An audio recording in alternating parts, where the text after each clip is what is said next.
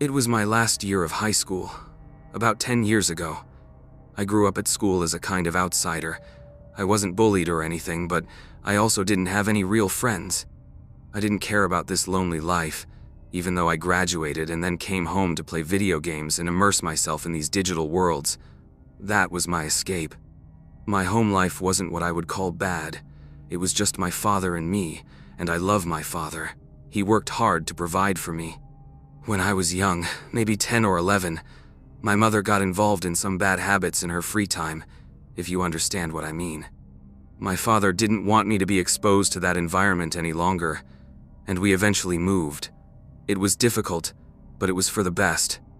He tried to help her over the years, but she always refused until one day she just disappeared without a trace. It was sad, but we both moved on. As I got older, my father had to leave once a month on the weekends for work. I didn't mind, though it might sound crazy to some people that he left someone my age home alone, but my father trusted me. On a certain weekend during my last year, I started my normal routine. My father left me some money for pizza and soda. We never had soda at home, so this big bottle with the pizza felt like a double gift to me. My evening began to unfold like every other evening I'd spent alone at home. I devoured the pizza and drank most of the soda. After a short break on the sofa, I went to my room and started playing on the PlayStation. That's how I spent most of my weekends, even when my father was home. Normally, I played Call of Duty, but Grand Theft Auto Online had just come out, so I spent some time on that. After a few hours, I decided to play the single-player story mode. The older I got, the less I played the story in games, but for some reason that night I wanted something with a bit of substance, even if it was GTA. Since I wasn't playing online anymore, I took off the headphones. Although I played a lot, I hated wearing headphones for a long time. I had been playing the story for a while when I thought I could hear something from downstairs. There were no loud or conspicuous noises, just these small vibrations and tapping sounds. I'd been home alone many times and couldn't recall ever feeling such vibrations or hearing such noises, but at the same time, the sounds weren't alarming enough to really scare me. It was a little after 1 a.m., and I think it's subconsciously a bit scary when you're home alone at that hour. Every few moments, I heard a soft, contemptuous sound. I paused the game and tried to listen carefully. When I listened, I mostly heard silence and maybe a quiet knocking sound now and then. Just because I was alone, of course, the quick thought of an intruder crossed my mind. I'm even embarrassed to say that for a moment I decided this. I practically crept into the kitchen, moving so slowly. When I was only a few meters from the kitchen door, I could hear the noises as if someone were rummaging through my kitchen cabinets, accompanied by a gentle melody being hummed, and that humming was so unsettling. I almost expected to see a large and terrifying burglar, but the voice suggested something else. I looked into the kitchen, and in the corner by the sink stood a very small woman. Her hair was disheveled and flowing in all directions. I had my phone in my hand, ready to call the police, but I think the situation paralyzed me with fear and also incredible curiosity. Then I recognized the melody the woman was humming. She was humming, "I've Got No Strings" from Disney's Pinocchio, and I almost fainted at that moment because I knew who this person was. She always sang that to me when I was very young, and it was one of the few memories of my mother that remained. I couldn't move, and I must have trembled because she heard me turning. A broad smile appeared on her face, and although it was my mother, she wasn't the mother I remembered. Her teeth seemed rotten, and her eyes looked sunken deep into her face, and her voice, which should have been soothing but somehow wasn't, said, "There's my baby. What are you doing awake at this hour?" I didn't answer. I just stood there like a statue. She approached me and put her dirty hand on my shoulder and said, "What should I do about your father? He's always rummaging through the cabinets." I swear, that man never listens. Then she began to laugh, but it was not charming.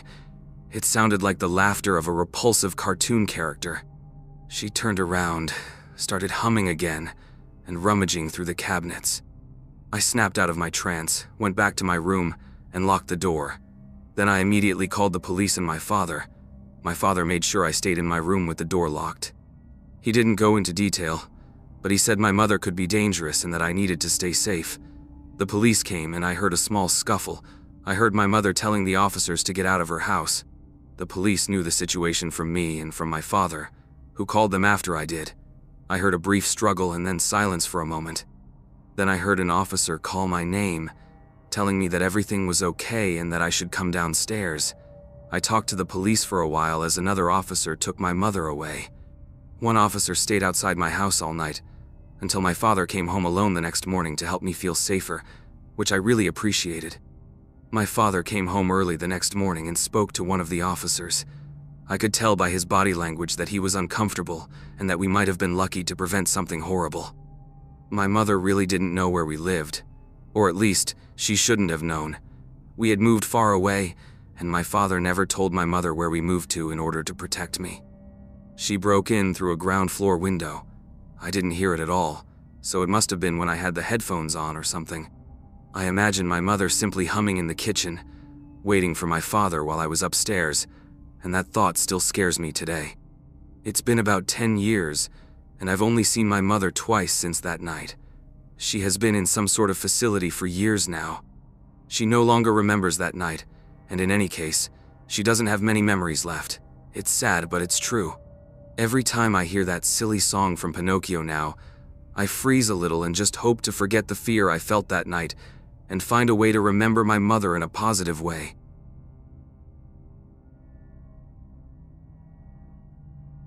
One of the things I hate more than almost anything else in the world is when someone is waiting for me. I mean, not in restaurants or anything like that, but in life in general. I've always been pretty stubborn, and when I met my husband, we didn't connect right away because we literally fought over who would pay the bill. Let's fast forward to now, and we have a good balance in things. One of the things I normally do is take care of the house, especially the kitchen.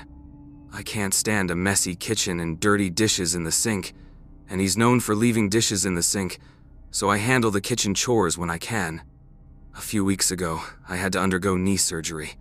Last summer, I injured my knee playing softball and finished the game anyway, which damaged my knee further. I put off the surgery as long as possible, but the pain was too much. It wasn't even the surgery that bothered me, I actually wanted to get it over with. I was more worried about being practically bedridden for a while. My husband is fantastic, and I knew he would take care of me, but I also knew that the kitchen would be a mess. I'm sure that sounds controlling, but I don't care. I just love to make sure everything is clean. The day came, and the surgery went well. I lay in bed, and I hated it. It felt like I was locked in a cell. I was told not to move for several days, unless I had to use the toilet, and even then, I would need help. Luckily, we had a bathroom in our bedroom, so I only had to hop a few steps if I needed to go. On the first night back home, I lay in bed, and by the next day I was already restless. I took a few hops to the bathroom, and when I was done, I realized I was actually moving pretty well. When my husband went to work, he begged me to stay in bed, and he would take care of the kitchen and dinner when he got home. All I could think about was the kitchen being a mess. It didn't take long for me to convince myself that it was okay to go downstairs for a little while and just wash the dishes. I took my time on the stairs because I have to admit it wasn't an easy task. When I got downstairs, I smelled something strange. It didn't smell like trash or old food, which I half expected to smell coming from the kitchen. What I smelled at first was something I thought might be a cheap cologne, but I know my husband doesn't wear cologne. Then it hit me harder as I took a few more steps. It wasn't cologne I smelled, it was Axe body spray. I recognized it immediately. In middle school, all the teenage boys sprayed it on after gym class to mask their body odor, and I will never forget that terrible smell. I hopped a few more steps. I should have had my walker at this point. The smell was so strong I thought I could taste it. I knew my husband didn't use it, because by now I would have easily smelled it on him. I wanted to text my husband and say, "Hey, don't be mad, but I actually went downstairs. Why does it smell like Axe body spray down here?" After I sent it, I went into the kitchen, and I have to be honest, I was surprised it wasn't a mess. There was a small plate and a fork in the sink, and other than that, he had done a good job keeping the kitchen clean. I went over to wash a few things in the sink and noticed that the back door, which is located in the kitchen, was slightly open, more half open than open, but still not closed. Maybe this isn't a big deal to some people, but we rarely use that door. If we go into the backyard, we usually go through the side door. Normally, we keep that door locked and place the recycling bin in front of it. I dragged myself over a bit more to investigate and noticed that the bin had also been moved a few inches. It looked as if the door had been opened from the outside and the bin pushed out of the way to let someone in. I already knew the answer, but I still texted my husband and asked, "Did you open the back door for any reason?"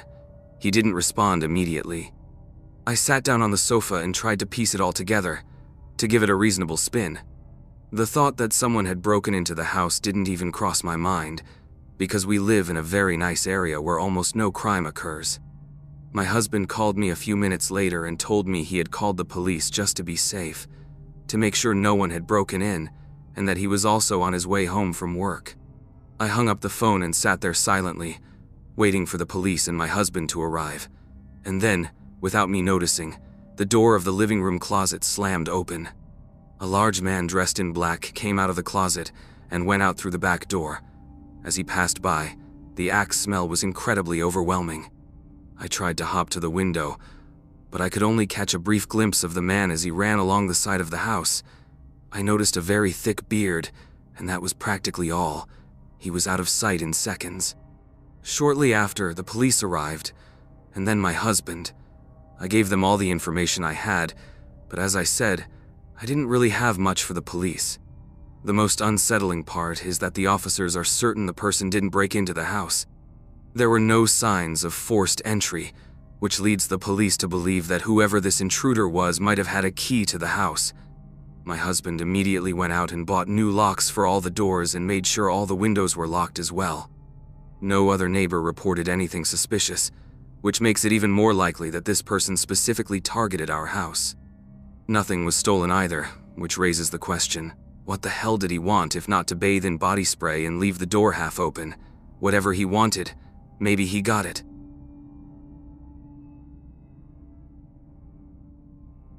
All of us have experienced traumatic things that happen to us in life. Some are much worse than others. When I was in high school, something traumatic and terrible happened to me when I stayed over at a friend's house. His parents went out of town on Saturday night to celebrate their wedding anniversary, and he invited me to stay over so we could spend time together and he wouldn't be alone. We invited a few more people, played some games, but in the end, everyone left around 11 p.m. or so. He and I hung out a bit longer but then decided to go to bed around 2 a.m. We were half asleep and watching The Office when we heard a loud bang downstairs. I thought it sounded like the door, but my friend said he thought it was a neighbor and that we should just ignore it. By this time, he was pretty tired, and now we were both about to fall asleep, so initially we didn't overreact. Maybe it was just the neighbor. I mean, it could have been a bird that flew into the house or something. Just as we convinced ourselves that there was nothing to worry about, the banging on the door started again, almost in perfect rhythm. The pounding on the door echoed through the entire house. At that moment, we had no idea what to do. This was clearly not a neighbor. This was reality. Someone was knocking at 2 in the morning. Every few seconds, the knocks returned. Sometimes they were louder, sometimes softer. No matter what kind of knocking it was, the thought of someone standing outside at this time was enough to scare us to the core. We both quietly moved to one of the windows to get a look at who was knocking. It was just a normal man. He didn't look like an addict, a criminal, or even remotely suspicious. He literally looked completely normal. He wore what looked like a good pair of sneakers, jeans, and a nice Nike polo shirt that you could even wear to play golf. His hair was short and neatly groomed, and he was clean-shaven, not a creepy-looking person, yet still so strange and unsettling at this hour. We looked at each other in confusion, trying to process what was happening and figure out how to handle it. Then he started banging on the door again, and we jumped up. Remember, it was 2 a.m., so even a Girl Scout selling cookies would be disturbing at this time. I watched from the window while my friend tried to call his parents. He had no success but kept trying. He wasn't smart enough to call the hotel or wherever his parents were staying. Eventually, the guy just left, but the relief was short-lived. Maybe 30 seconds later, He came back and stuck a note to the front door. This time, he didn't knock or anything. He just left the note there. He sat on the front steps for almost 5 minutes and then left. I kept watching out the window but couldn't see him anymore. We both decided that whoever that guy was, he was now gone. My friend went to unlock the door, and I yelled at him to stop. He told me the guy was gone and that I shouldn't worry anymore. I wanted to know what the note said, and I'm not going to lie, I was curious. My friend opened the door and grabbed the note. While he was peeling the tape off the door, we heard a loud voice in the distance. "Hey, you!" We both froze and looked up. The man who had knocked on the door stepped out from the bushes across the street and started approaching the door. We both screamed as we slammed the door shut. Another large man came out of the bushes following the first man. My friend slammed the door shut and was lucky enough to lock it before they reached it. Both men began pounding on the door, not knocking, pounding. I looked out the window and saw the bigger man, who wasn't there originally, slamming his shoulder against the door. The pounding was relentless, and we began to fear the worst. Finally, my friend called the police, and the guys outside must have heard what we were saying because they fled immediately. The police arrived, and luckily they were able to contact my friend's parents, and they came straight home. The worst part of all this was the note that was stuck to the front door. It was a very violent and detailed note about getting into the house to get money. I remember it said things like, "No more messing around, no more excuses," and many other things along those lines. The note was signed with a name like Peter. His father denied everything and kept swearing he had no idea who this Peter was or what the money was about. I remember it being very strange and very uncomfortable around that family until it was all forgotten. My friend and I have never forgotten that night, and we still talk about it today. I wonder all the time if his father was secretly involved in something. I mean, the note was addressed specifically to him, with his name. They knew where he lived, and after that night, nothing ever happened again. It all seems so bizarre, but I guess I don't know enough about the dark side of society to know if this is normal or not. We never got any closure about that night, and believe me, I tried. One evening, we pestered his father for an hour for information, and he just rolled his eyes and said maybe it was a crazy person playing a prank.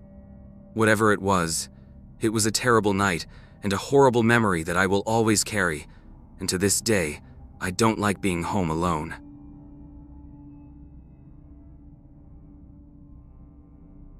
Let me start by saying that this story is a bit depressing, and it makes me sad to write it, but that doesn't change the fact that it was one of the scariest nights of my life. My father died when I was 4 or 5 years old. My mother met Marcus when I was 10, and he adopted me a few years later.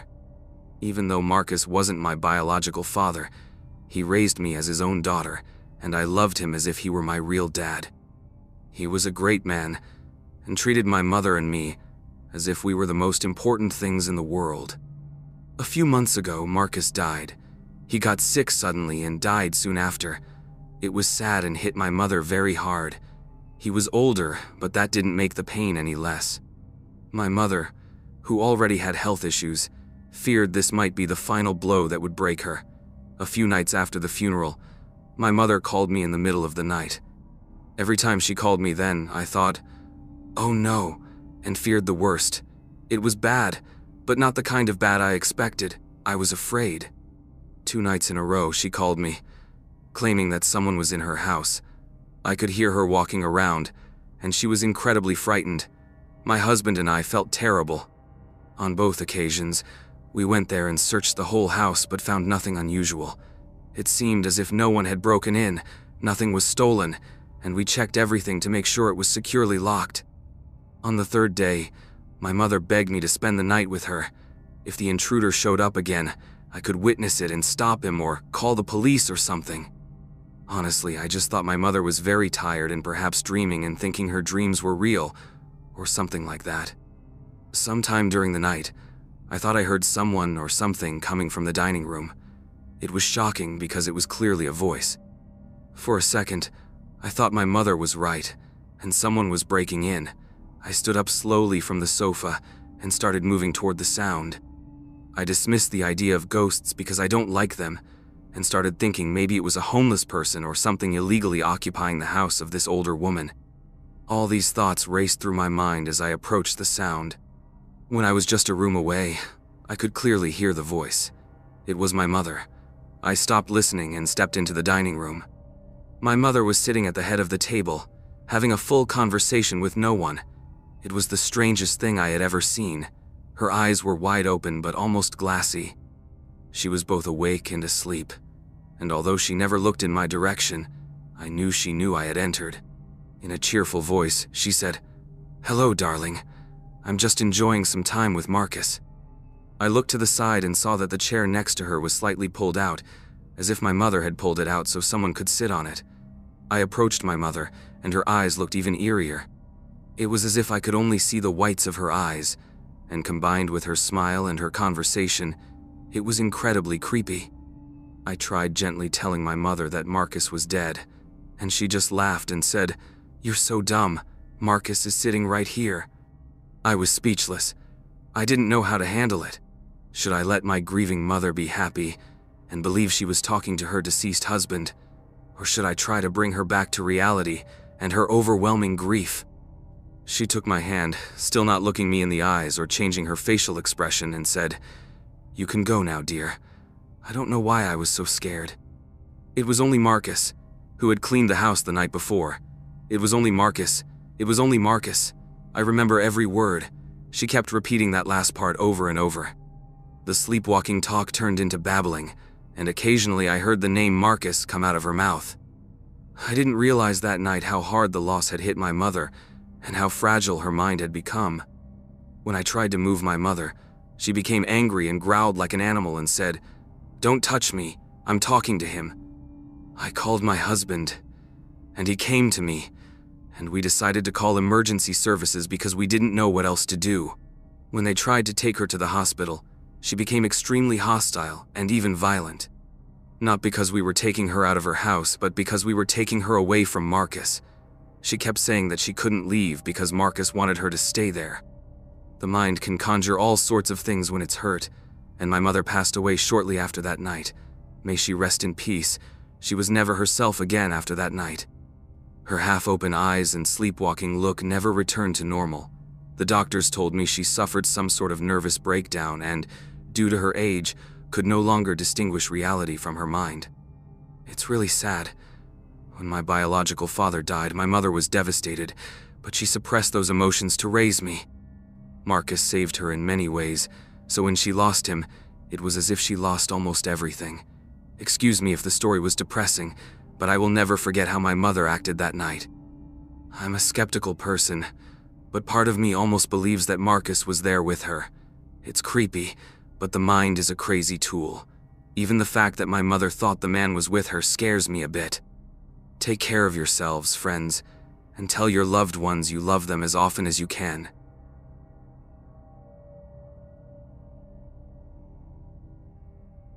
I think the word toxic is truly poisonous, and we throw it around like a frisbee. A topic that always comes up in this conversation about toxicity is toxic ex-partners. Oh, how terrible exes are. Not all exes are bad, although those who are really embody the word toxic. A few years ago, I was engaged, and it ended very badly. My fiancée got a job about 180 kilometers away from our hometown, so I moved with her and started a life there. I had no friends, no family, and no one to turn to when we broke up. Because of the job I had started, I decided not to return home just yet. It's not important how things ended, but they ended very badly. She begged me to come back, but I couldn't subject myself to that pain again. Right after the breakup, she stayed in the house, and I found a small one-room apartment. I just hoped I could meet some new friends, which I'm really bad at. A few weeks after the breakup, I was sitting in the apartment whining, which was my favorite hobby at the time. The apartment was on the first floor of the building, which was actually like a semi-basement, if that makes sense. My windows were at eye level, only my head was above the ground, and the rest of the apartment was below. I had a delightful view of nothing to help me deal with my overwhelming depression at the time. At night, while I was lazing around, the power went out. We had quite a strong storm, and the last time we had such a storm, the power was out for several hours. I knew I couldn't just stay still, and since it was already late, I couldn't go anywhere even if I wanted to. I lit a few candles I had and sat at my small table. It was a tiny table that fit only 2 chairs. I used to draw and paint in high school and had some talent before I stopped. This was the perfect opportunity to draw and just get lost in something I used to love. While I drew and tried to get my ex out of my head, I heard something. It was a loud noise and sounded pretty close. Unfortunately, it was too dark to see anywhere outside the small area lit by my candles. I slowly walked to where I heard the noise, and outside my window, something shaped like a figure was lying there. I jumped back because I was scared, even though I knew it was crazy. No one would break into this apartment. They would have to lie on the ground and practically crawl to the apartment. Not to mention that hardly anyone in this town knew who I was. I went back to the small table and blew out the candles so I could use the darkness to my advantage and see better through the window. At this point, I wasn't sure what I had seen, and it could have been nothing. It could have even been a skunk or something trying to get out of the storm. I just didn't know. I went back to the window and could see it clearly now. That was no animal, and it was no illusion. Outside on the ground, someone was trying to open the window and was dressed in dark clothing. I was terrified. I didn't know what to do. The obvious answer would have been to call the police or the authorities or whoever, but I don't know why that didn't occur to me in the heat of the moment. The only person I really knew was my ex-fiancée, and I decided to give in to my fear and loneliness and ask her for help. And just as I hit the call button, you could see a light shine through the window and hear a short melody of a ringtone. The call went straight to voicemail, I guess, and knowing what was probably happening, I decided to call again to see if it was a coincidence.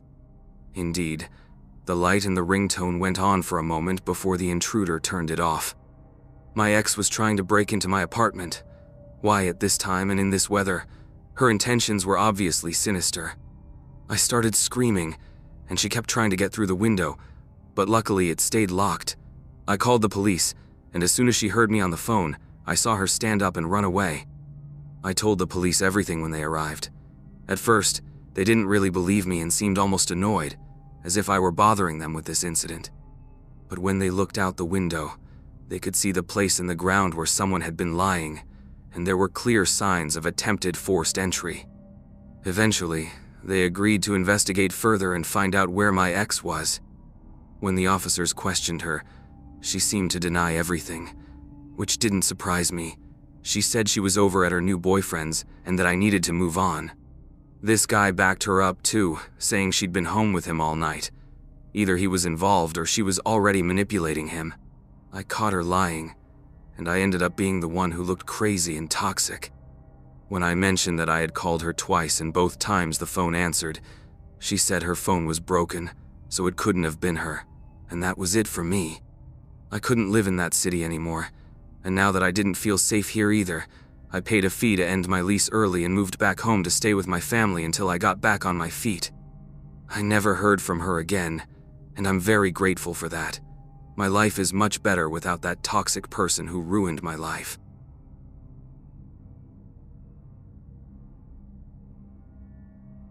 Being harassed at night is terrifying. Over the years, I've read and heard enough stories that I'm almost numb to the idea of being stalked. I say this now, but I'm sure if I were actually stalked by a madman, I'd probably jump out of my skin in fear. However, I will say that from first-hand experience, I know what it's like to potentially stare death in the face, and that, my friends, is the scariest thing on the planet. It's not always the armed lunatic you have to fear. Trust me. Last year, I decided to rent this little cabin practically in the middle of nowhere. I don't like people and hate the city, so I just wanted to get away and live in nature for a while to hear the trees, the wind, and the wildlife. This place was charming, and its location was perfect. It was in the mountains but still got full afternoon sun. It was the closest thing to paradise I had ever experienced in this area. It's not uncommon to see wild animals near your cabin, like deer, or even bears in some cases. A few weeks before, a couple of bears came and tried to get some food from my cabin but had no luck. I wasn't scared. I was excited. I took some cute videos that I can enjoy for the rest of my life. However, one night in the cabin, things turned bad. I might have drunk a little too much and, as a result, fallen asleep in the recliner in the main room of the cabin. To give you an idea of the size of this place, there was a small kitchen like you'd find in a typical apartment, then just one main bedroom with a recliner, a small chair and a table, and a bed in the back. There was a small bathroom in the back with a shower. In other words, 2 people could not live in this cabin. And because I drank too much, I forgot to lock the door, which normally wouldn't be a big problem because this place was in the middle of nowhere. It was more a matter of convenience that I liked to lock the door when I slept. My nightmare was about to come true because I woke up to the sound of breaking and clattering noises coming from the kitchen where the door of the cabin was located. I thought I was being punished for the only time in my life that I didn't lock the door. What luck, having an intruder in the middle of nowhere. I grabbed my pocket knife and quietly approached the door. Let me tell you, I wish it had been a human intruder going crazy in my kitchen. What I saw was a fully grown mountain lion. Its tail twitched back and forth as it let out this terrible growling roar. I don't know if it was a sound of enjoyment or if this thing was ready to tear my face off. Either way, I didn't want to take that risk. I backed away to the other side of the wall and tried to figure out how to escape this situation. In the small bathroom, there was a tiny window I could certainly climb through, but I was too scared to make noise, fearing that this huge cat would hear me. The more the puma growled, the more afraid I became. Finally, I ran to the bathroom. The cat heard me. If you want something scary, search on YouTube for the sound of a puma growling. Now imagine that just a few meters away from you. It was one of the worst things I've ever heard. As I ran to the bathroom, I slid the door shut. It wasn't even a proper door, just a sliding panel. I held it as tightly as possible while trying to figure out a way out. While I held the door, the puma started hitting its head or something against it. It roared, which certainly made the animal even more nervous. For once, the tiny bathroom worked in my favor. I could hold the door with one hand and, on the other side, open the window. I didn't care if I lost my security deposit, so I kicked the screen out and jumped out with a single leap. As soon as I let go of the door, the puma could open it, and all I remember was that evil head growling as it tried to jump out the window. But either it couldn't or didn't want to. I ran to my car, which luckily was unlocked, got in, and locked the doors. I didn't have my keys, so I couldn't drive away, but at least I could lock the doors. Eventually, I saw the puma about an hour later come out of the cabin and walk around the car. This creepy cat continued making those deep, growling noises and occasionally showed its teeth. By sunrise, the puma finally retreated somewhere. Before leaving the car, I dashed into the cabin. The place was trashed. I grabbed my keys and my phone and drove into town. I called the property owner, and the guy kind of laughed. I had just had the worst night of my life with an animal I thought would rip my throat out, and this guy laughed and basically said, "Yeah, that can happen out here. In case you didn't notice." I left that day, and yes, I had to pay for the damages because you have to love those contracts. Suffice it to say, nature is no joke. It was definitely the worst experience of my life, and I wouldn't wish it on anyone except maybe the property owner. I'm just kidding. But since then, I've found a partner and have to be honest, I no longer like being alone. Maybe I'm getting older. Maybe that experience shook me to my core. The only thing I can say with absolute certainty now is that I'm definitely a dog person.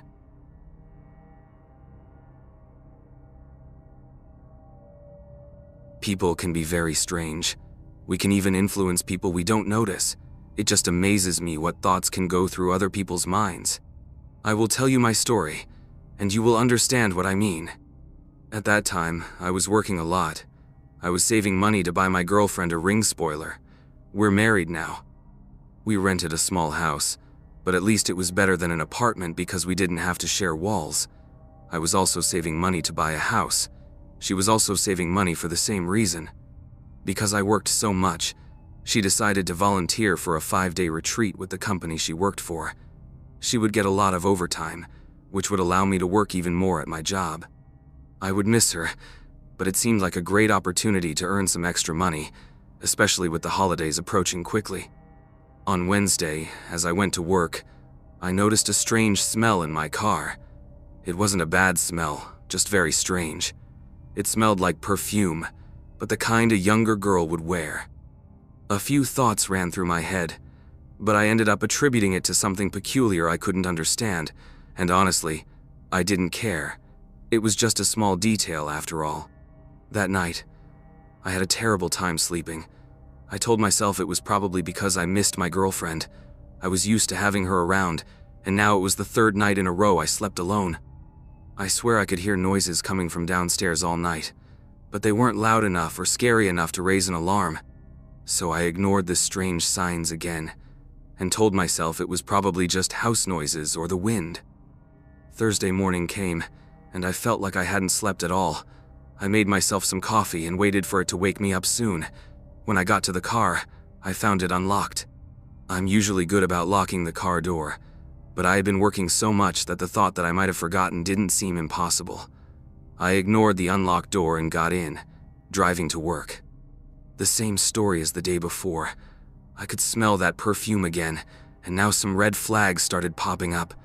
I couldn't even start to think about what could be happening. Every thought I had ended with me blaming myself for being too tired or missing my girlfriend. That was the most logical explanation to me at the time. I left work that afternoon, and again, the smell in my car was definitely perfume. I even had a coworker come and sniff around my car to make sure I wasn't going crazy. He said he could clearly smell it too. He guessed it might be my girlfriend's perfume, and since I missed her, I was unconsciously noticing scents I might have overlooked before. I knew my girlfriend's perfume, and I knew that wasn't it. But what he said seemed somewhat logical, and I just assumed he was right. Maybe my sense of smell had changed. When I got home again, I could smell only that scent, and now I was really uneasy. I still tried to convince myself that my coworker was right, but it didn't work. I decided to take a shower and then go out to eat and have a few drinks at a bar to relax. My girlfriend would be back the next afternoon, and it was also my first day off after 13 days, so I was ready to relax. I came home late that Thursday night, maybe around midnight, got ready for bed. The smell hit me as soon as I opened the front door. At that moment, I was more annoyed than anything else. Something so strange was bothering me. I went to bed shortly after I arrived and started sleeping. I knew she would be home the next day, so I hoped all the weird smells would vanish.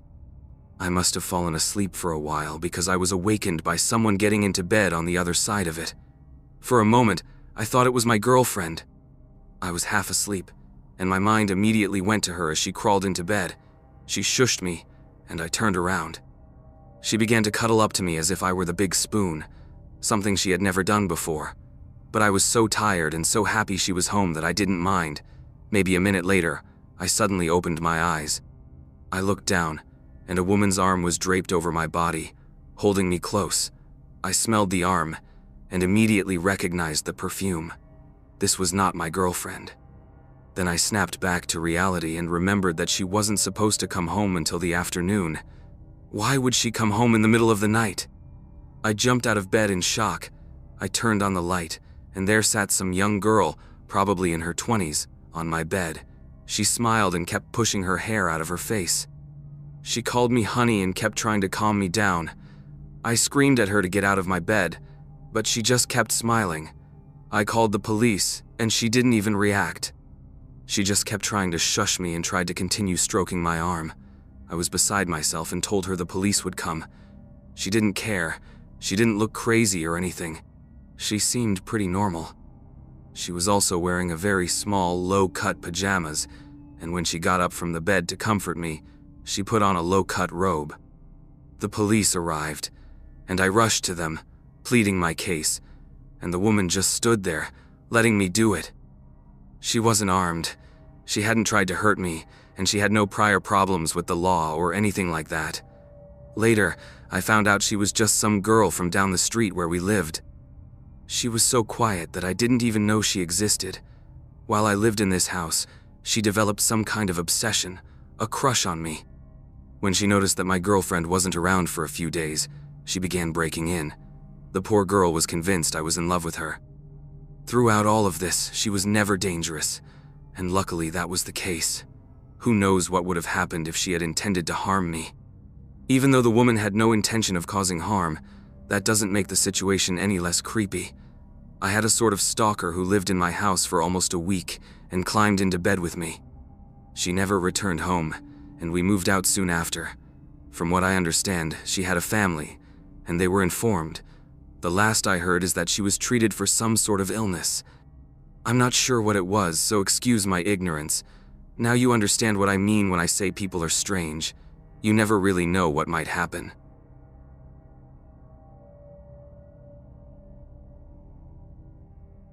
I was working late one night in my office to finish a report due in a few days. I had some tea to keep myself awake and tried to finish as quickly as possible. Staying up late to work was something I often had to do for my job, and I always found it hard to stay focused once I got tired. While I was in my office, at some point I heard a knocking at the front door. I stood up and looked down the hall. I didn't know why anyone would be at my door at this hour. I went to the other end of the house and looked through the peephole, but there was no one on my porch. I stepped back and thought maybe it wasn't really the door. I had been so focused on work and was on the other side of the house that when I heard the light knocking, I just assumed it was someone at the door. I didn't know what else it could be, but I just returned to my office and continued working. Maybe I should have been more worried about what the knocking was, but I was so tired and wanted to finish my work that I didn't even think about it. After a few minutes, I sat back down at the computer and typed for about an hour. It seemed like nothing else happened since the knock, but I was getting more and more tired. My workflow slowed down, and my eyes grew heavier. Just as I was about to call it a night, I reached for my tea, and directly at the window on the other side of the room were a pair of eyes looking at me. All I could say at that moment was that it was a man, but he quickly pulled back after noticing I'd seen him. My heart pounded in my chest, and I just stood there staring at the window. It was so unexpected that I almost went into shock. After a moment, I stood up and ran to the window to cover it. I didn't know who it was or why he was watching my house like that, but it was late at night, which made it even scarier. I left my office and went to the front of the house to look through the peephole again to see if he had gone to the front yard, but I saw no one. Then I went to a window at the back of the house to look around, but again, there was no one outside. Adrenaline rushed through me, and I was no longer tired at all. But the silence in the house now scared me. Was the man gone, or was he still outside? I returned to my office, grabbed my phone, and began making my way to the front door. My plan was to call the police while keeping an eye on the doors and windows. But as I walked down the hallway, I saw a large figure standing at the end of the living room. He was tall and wore thick clothing to hide his identity, but his eyes were not the same as the ones I'd seen at the window. This was someone else. The man didn't hesitate as he walked toward me. I turned and ran back to my office, locked the door, and pressed myself against it, preparing for him to try to break in. As he approached the door, he stopped and just stood outside. I could hear him breathing. Then he began pacing back and forth as if he were strolling through the hallway. But then I heard it again, a light knocking sound on the other side of the house. The man outside my door began moving back toward the living room. Then it was quiet for a few minutes as I stood there against the door. Nothing happened at all. I quietly called the police on my phone and begged them to come quickly. I waited about 5 minutes before I heard the sirens approaching. As they forced my front door open and entered, there was no confrontation. I heard them go through the house and finally reach my door, and they never saw any of the men. To this day, I still don't know how the first man got in or what the two men intended. I think the knocking was their way of communicating, inside and outside the house. But then I wonder what that first knocking sound I heard was. The whole situation scares me every time I think about it, and I wonder how long the one had been watching me and how long the other man had been in my house. It could have ended much worse for me, so I know I was lucky. But it's hard not to think about whether they will come back, and I don't want to rely on luck again.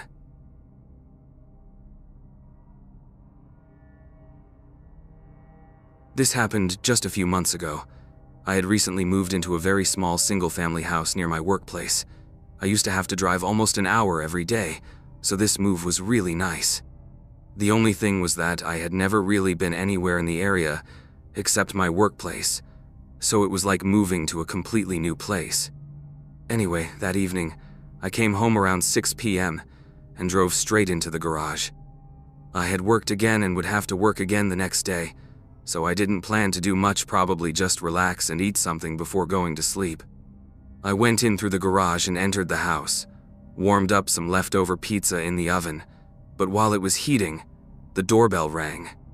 It actually startled me because I had never heard the doorbell before, and I had no idea who could be here. I went to the front door and looked out. It was a woman, around 50, with long gray hair. I opened the door and asked how I could help her. She gave me a wide smile and said she noticed that I had recently moved in. We talked for a minute as she asked about my background, whether I had a wife or children, all this trivial small talk. Then she said goodnight and left. I never even got the chance to ask who she was, but I assumed she was just an older woman who lived nearby. Still, something about her made me feel strange. I don't know how else to describe it. I wasn't sure if there was anything really odd about her, or if it was just that she was old. I returned to the kitchen, took my pizza, and sat on the sofa to look for a good YouTube video. I found a random commentary video that I let play in the background while I ate. But only about 10 minutes went by before I noticed a noise outside. I paused the TV and listened. I realized it was a car engine running, and it was really loud. I stood up and looked out the front window. A car was parked right in front of my house with its engine running, but all the headlights were off. I looked up and down the street and saw that it was completely empty, with plenty of other parking spots available, yet they chose right in front of my house. I watched the car for a few minutes, but nothing changed. I went back to the sofa. About half an hour passed with the engine still running loudly outside until it suddenly turned off. I paused the TV again and listened. After a minute, I heard nothing else. I got up and went to the window, looked out, and saw the car just as before, except now it wasn't running. Again, no one was outside. It was just this car. I closed the blinds just to be sure no one was watching me for some reason, and went back to the sofa. Only a moment passed before a soft knocking sound came from the other side of the house. Already a bit nervous, I walked down the hall and looked into the kitchen. For a moment, I saw the shadow of someone moving away from the back door as if they realized they'd been noticed and tried to hide their steps. I quickly ran around the house to the front and looked out the window.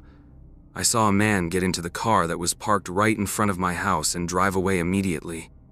The first thing I did was go to the back door and open it to find out why he was there. It only took me a few seconds to notice that the handle from outside was really loose, as if they had tried to remove it. Even by slightly wiggling it, I could see the internal mechanism of the door lock, which meant they probably could have unlocked it. He was only moments away from getting into my house. I can't say for sure if the old woman from before had something to do with it.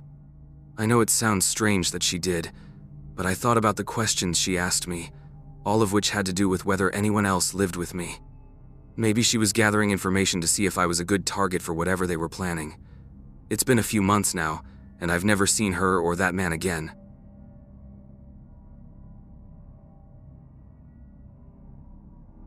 Once more, over the last decade, I've lived a quiet life in Tapalpa, Mexico. I have a small cabin in a village where people live a life similar to mine.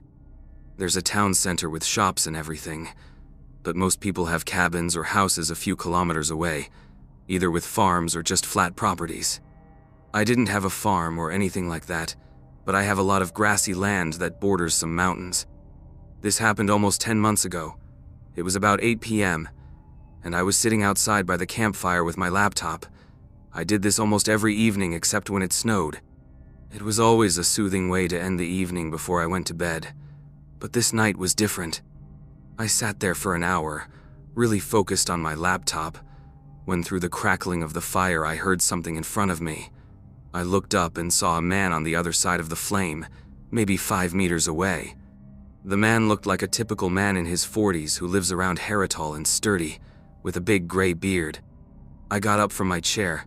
"What are you doing here? Where did you come from?" I said, trying to hide the tremble in my voice. The man looked at me with a gaze I can only describe as someone on the verge of doing something terrible. But then he looked past me, toward my house. I kept my eyes on him as he started walking toward the front of the cabin. He went to one of the windows, quickly looked inside, mumbled something to himself, then turned and started walking away. I called out again and added some unfriendly words, but the guy just ignored me. He walked to where the grass meets the trees and then disappeared. It was completely crazy. Some guy here, right next to my house, at this hour, definitely not a coincidence. Especially not the way he acted, as if he was looking for something and not afraid to enter my space. I immediately put out the fire and went inside, locked the cabin, and took out my gun just in case. I didn't think he'd come back, but now I couldn't be sure about anything. I was alone, and the way things are out here, calling the police would take too long to be practical if something happened.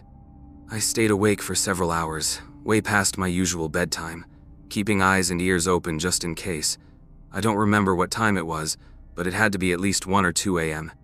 When I finally fell asleep on the sofa, I struggled hard to stay awake, but I couldn't. When I woke up, I heard a constant, unusual sound, the wind blowing through the house. I sat up, still confused and tired, and looked at the front door. It stood wide open. I jumped up and ran to the door, looked in all directions, but saw nothing in the darkness. I slammed it shut and locked it. Then I turned around to face the possibility that someone was inside my house. I stood there by the door and listened for a full minute for any sound of someone inside. It was a small cabin, so even something like heavy breathing would have been loud enough to hear. But it was absolutely silent, only the creaking of the wood from the wind outside. I slowly walked down the hallway and entered every room, checking every corner, opening every door, but no one was inside. Afterward, I stayed awake until sunrise.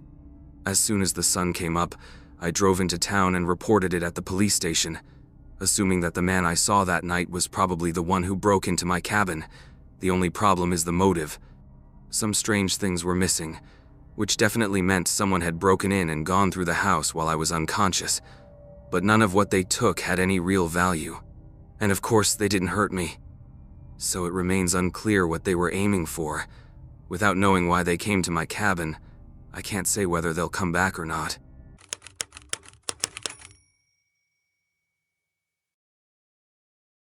In late August 1996, when I was just 19 years old, I came home to find my mother sitting at the kitchen table. I had been at a house party the night before with my girlfriend at the time, and had my first real experience with alcohol. I was not feeling very well. As I walked through the front door, the house was so quiet that I thought my mother and sister were elsewhere. But when I went into the kitchen, I saw my mother sitting there, very still, with a glass of wine in front of her. It was so unexpected, and I was so hungover that I actually flinched a little at the sight. But this feeling of surprise was quickly replaced by a feeling of dread. My mother never drank during the day and never just sat quietly at the kitchen table, so I immediately began to suspect that I was about to receive very bad news. She asked me to sit down, and when I did, she told me that my father was gone and was not coming back. I asked if gone meant he was dead. My mother shook her head and said no, he had simply left. I remember floating on an island of relief for a moment before sinking into a sea of shock. As soon as I was able, I began asking many questions, such as how she knew, where he had gone, when he had left, and so on. The short answer to all those questions was she did not know, and the more she tried to give a concrete answer, the more upset she became. He had not warned her, left no note, just packed a suitcase, got into his car, and then drove off somewhere, God knows where. The conversation then ended with my mother crying and me hugging her while telling her that everything would be okay. But as I sadly found out, nothing would be okay. For the first 2 to 3 months, no one really talked about my father's disappearance. There were routine calls and visits from relatives checking on us, but the conversations focused on our well-being, not why my father had left or if he would return. Anything beyond that, any question that touched on the mystery of the situation, agitated my mother so much that she could not talk about it, and I would be lying if I said I did not feel the same way. But once the shock had completely worn off, the pain and grief were replaced by a burning curiosity, which was only intensified by my mother's conscious and persistent silence on the subject. She was not in denial or anything. People grieve in different ways. But every time I brought up the subject of my father, she either started crying or became incredibly angry, shouting things like, "Don't talk to me about that bastard. He's dead to me." I had no choice but to look for answers elsewhere, and since I strongly suspected that my mother was hiding something from me, I did so with great intensity. My first step was to contact a friend of my father's, his only real friend, I thought, who was most likely to know something about his whereabouts. My father was an only child, and both of his parents had died before he was 30. But he and his friend Carl had been close friends since college. That was even longer than he had known my mother. I thought if anyone knew where my father was, it would be him. But when I called him, he told me my call was the first he had heard about it. He had no idea why my father might have left, but he knew of a few places he might have gone. One of those places was a small town in the wilds of northern Canada called Wrigley. I could rule out that he had stayed in Portland, as he was no longer going to his job. Then I checked his hometown, Lincoln City, but as far as I could tell, he was not there either. Only then did I consider traveling all the way to Wrigley, the most distant of the 3 possible locations, which meant a 30-hour drive through some of the most remote areas of the Canadian wilderness. Carl told me that my father had spent a summer there during his college years and often spoke nostalgically about it. He had also mentioned that he wanted to return someday. He thought there was a good chance that if he was having some sort of sudden midlife crisis, he had actually traveled to Wrigley. Wrigley, which is about 450 miles from the nearest major city, has a population of about 100 residents, mostly First Nations people. There is 1 gas station, 1 medical clinic, and the nearest RCMP, Royal Canadian Mounted Police Station, is over 100 miles away. It is the definition of a small town. But for me, that was good news, because there were hardly any places where my father could hide. I was warned against any kind of winter travel because it can get as cold as minus 60 degrees there in the winter, so I made sure to travel in the summer. I arrived in Wrigley on Wednesday, July 22, 1991, after a 3-day drive from Portland. The nearest hotel was over 100 miles away, but since I only planned to stay in the town for about 48 hours, I figured I could just sleep in my car. This leads me to my first stop in the town, the gas station. The only gas station in Wrigley was run by a man I remember as Winston. Winston was a great guy, probably in his late 30s or early 40s. We chatted a bit, and he commented on how rare it was for strangers to come through town. That offered me the perfect opportunity to ask about my father, so I did, showing him the most recent photo I could find. Winston did not recognize him in the newest photo, but he recognized someone in the second picture I showed him. I had fished this one out of the few possessions my father had left behind. It showed a much younger version of my father, probably from his college days, along with a similarly young woman. Both were wearing hiking gear and standing on either side of a large rock, pointing at some kind of mineral vein that ran through the middle of the rock. Winston recognized it as Hunter's Rock, a landmark about 7 miles outside of town.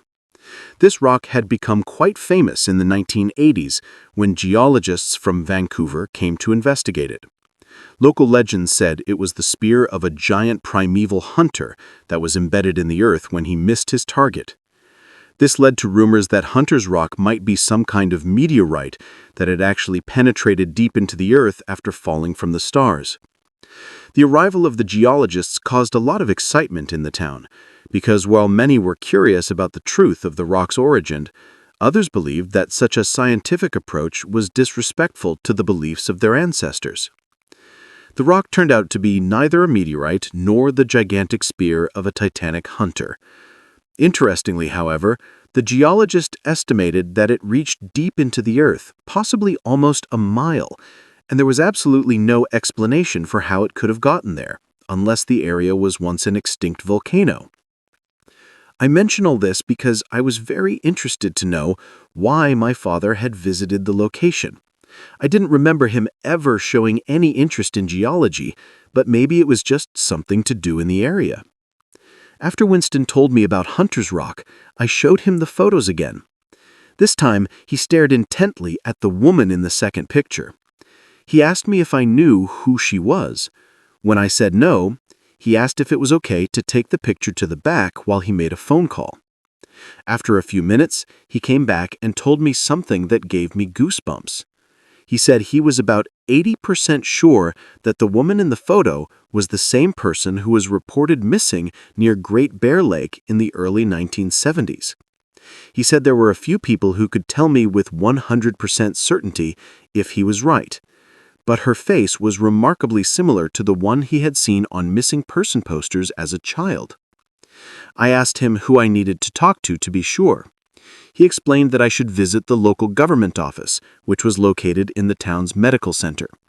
However, since I had arrived late in the afternoon, the office would be closed until the next morning. Winston wished me good luck in finding my father. After that, I walked around the town for a bit and returned to my car to spend the night in it. The next morning, I went back to the gas station for coffee and breakfast and chatted briefly with Winston before heading to the medical center. There I met Irwin, the chief of the Pedziki First Nation. Although his title sounded very imposing, he said he often felt more like an office clerk, as his role was almost purely ceremonial. He was a kind and generous man. As soon as I met him, I knew he would be willing to help. Unfortunately, however, Chief Irwin had bad news for me. After I told him my story and showed him the second photo, his previously friendly expression suddenly became serious, almost terrifying. Then he said, "I think you and I should retire to my office." I followed him into a tiny office, barely bigger than a broom closet, yet overflowing with papers and documents. After we sat down, Chief Irwin began to share the information he had. He explained that the woman in the photo was named Susan Calvert, a King's University graduate who was reported missing in the summer of 1973. Then he pointed to my father and said that he had been arrested at the time as a potential suspect in her disappearance and had been questioned by the RCMP, not once, but twice. The information hit me like a punch to the face. The idea that my father could be linked in any way to a person's disappearance was hard to grasp. But at the same time, it felt like progress.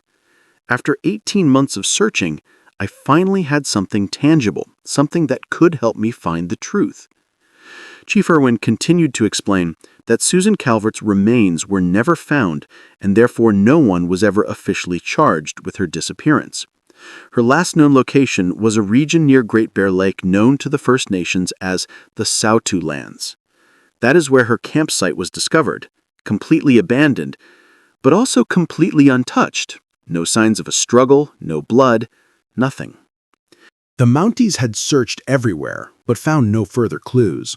He also explained that my father had left town after his release and may have refused to return to Wrigley to avoid painful memories. If my father had indeed traveled to the region, perhaps it was to look for answers or to pay tribute to Susan Calvert, where she was last seen alive. But the bigger problem was the journey there. From Wrigley, it was a 200-mile drive to Deline, followed by a 30-mile trek through dense swamps and rugged terrain to reach the location where Susan's campsite was found. Without a suitable vehicle or equipment, the undertaking was almost impossible. After the conversation with Chief Irwin, I felt torn. On the one hand, I felt closer to my father than ever before, but on the other hand, the journey ahead of me was a huge challenge, both logistically and financially. But one thing was clear. I could not just give up without trying. I called my workplace and explained the situation to my boss. To my relief, he was understanding and gave me extra days off to continue the search. However, it was more difficult to convince my mother to send me money. She was visibly worried when I explained to her where I was and what I intended to do. After a long, emotional conversation, she finally agreed to wire me some money so I could continue my search. The next morning, Winston picked me up. He'd agreed to drive me to Deline and only charged me for gas. Although I planned to seek the help of the RCMP in Deline, I knew that I could not venture into the swamps without the right equipment and preparation. Winston and I talked about this during the entire drive, and he ultimately convinced me that it would be too dangerous to continue without professional help and equipment. After about 5 hours of driving, we reached Deline, a small community on the shore of Great Bear Lake. Winston dropped me off right in front of the RCMP office while he went shopping. I entered the office, which was no more than a small reception area and a room behind it. There, I was greeted by a young Mountie named Jacobs, who seemed friendly and helpful. After I told him my story, he brought in his older colleague, McKinney, an experienced officer who remembered the investigation at the time. McKinney explained to me that my father had indeed been questioned twice in connection with Susan Calvert's disappearance. In the first interrogation, he was cooperative and provided detailed information. But in the second interrogation, when he was classified as a suspect, he refused to answer further questions. McKinney informed me that the reports and documents related to the case still existed, but he could not show them to me without the appropriate clearance. He suggested filing an official request under the Freedom of Information Act, which could take months, however. Despite the frustration these restrictions caused, McKinney promised to keep an eye out for my father. If he received any information about him, he would contact me immediately. With that, I said goodbye and returned to Winston, who was waiting for me with hot drinks and sandwiches. The drive back to Wrigley was quieter than the drive there. I felt simultaneously relieved and disappointed. Relieved because I had made progress, but disappointed because I had not found any concrete answers. Winston, however, assured me that patience was the key and that I would eventually find the truth. That night, as I was sleeping in my car, I was suddenly woken up by a knock on the window. It was McKinney. He was wearing his red uniform and holding a cassette tape. He said, "I know I shouldn't do this, but I think you deserve to hear this." I turned on the car radio, and McKinney put in the cassette tape. It was the recording of my father's first interrogation. I heard his voice, young and full of emotion, as he described the evening Susan disappeared. He recounted how she had gotten up in the middle of the night to go to the bathroom. He had almost fallen back asleep when he suddenly heard her scream. He jumped up, hastily got dressed, and ran outside, but what he saw outside made him fall silent. My father described the moment he saw them, or rather when he saw them. The investigators on the cassette repeatedly asked him who he meant, but he hesitated. "If I tell you, you'll think I'm crazy," he finally said. After a brief silence, he continued, "If I had known they were out there, I never would have brought Susan here. Never, not in a million years." The investigators asked what they had done to Susan and where they had taken her. My father countered that he did not know, but that she was definitely dead. "There's no way she survived what they did to her," he added. The investigators continued to insist, repeatedly asking, "Who are they?" But with every question, my father on the cassette became more emotional and irritated. Finally, he exclaimed, "How can you not know? You live out here. How can you not know?" His voice was filled with despair and anger, and it was clear that he believed the investigators were concealing something. The rest of the interrogation was similarly tense. My father claimed they had done something to Susan that was beyond imagination, but he could not provide any tangible evidence or explanation. Eventually, the investigators decided to end the interrogation, and the cassette fell silent. I sat quietly in the car as McKinney took the cassette out of the player. He looked at me and said, "Your father didn't sound like someone who was lying, but the problem is that what he said doesn't make any sense." I asked him about the second cassette, which contained the interrogation after my father was classified as a suspect. McKinney shook his head and said, "It's not worth listening to. He hardly said anything after he realized they suspected him. He just insisted that he had told them everything he knew." Before McKinney left the car, he told me one last thing. During the search for Susan, and later also for my father, a dog from the RCMP search team had disappeared. That was toward the end of the search. The dog just ran away and never came back. That was the last time anyone saw him. The incident had triggered a brief additional search at the time, but neither Susan nor the dog was ever found. McKenney said the RCMP had dismissed it as a tragic coincidence at the time, but it had always seemed strange to him. It doesn't make sense. Neither Susan nor the dog left any tracks. It's like they just vanished into thin air. I thanked McKenney for everything he had done for me, and he said goodbye. However, he warned me against continuing the search alone. He said, "It's dangerous out there. Whatever happened, it didn't just make Susan disappear, but a damned police dog. Remember that." On my drive back south, I couldn't get my father's words and McKenney's account out of my head. Who were they? What did my father see, and why did he sound so sure that Susan had not survived? The questions piled up, yet I felt no closer to the answer. It's been over 2 years now, and I still haven't found a definitive answer. But I am more determined than ever to find the truth. I plan to return to Deline this summer, better prepared and with more equipment to continue the search. I don't know what I will find, but I cannot stop looking for my father.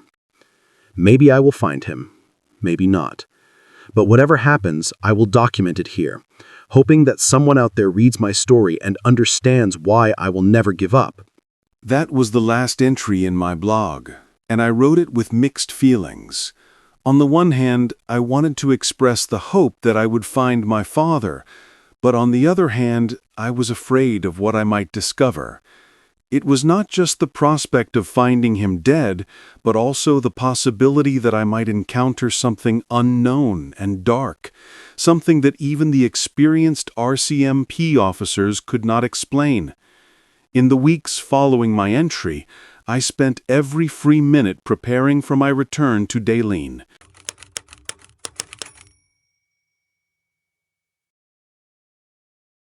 I grew up in this small town in Nebraska, and in the 18 years I lived there, only 2 significant things ever happened.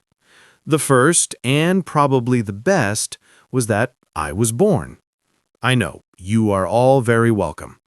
But the second, and perhaps the worst thing that ever happened to our town, was when Kevin Meyer set his garage on fire. Or better yet, maybe what Kevin did was the worst thing that ever happened to our town. And if that does not make sense, hold on, it will all become clear over the next few paragraphs. It was a Sunday evening, and I was a freshman in high school at the time, still at the age where my friend group and I would go out on our bikes in the evening for some good old innocent fun. We were just riding around when we saw another kid from our class riding down the street at full speed. We stopped to say hello, and between his gasping breaths, the kid said, "Oh my God, guys, the Myers garage is on fire. Come and look." So we rode at full speed down the street, following the kid from our class until we stood in front of this blazing inferno that used to be the family's garage. But just as we got there, we were immediately told by the police officers and firefighters at the scene to stand back. We thought we were already far enough away, so we were a little confused, but we did as we were told. But then we heard all these popping and exploding noises coming from the garage, and the firefighters who were trying to put out the flames suddenly ran for cover. I had no idea what was causing those little explosions, but if they were scaring the police officers and firefighters, I figured I should be scared too. I actually thought the Meyer house was about to explode or something, and my friends thought the same. So we had no problem quickly getting away, riding home, and telling our parents about it. The next morning at school, all the kids were talking about the fire, mainly because Kevin Meyer did not show up to any of his classes. Some kids spread rumors that they had seen paramedics loading him into an ambulance and that he was so badly burned that he was just a charred wreck.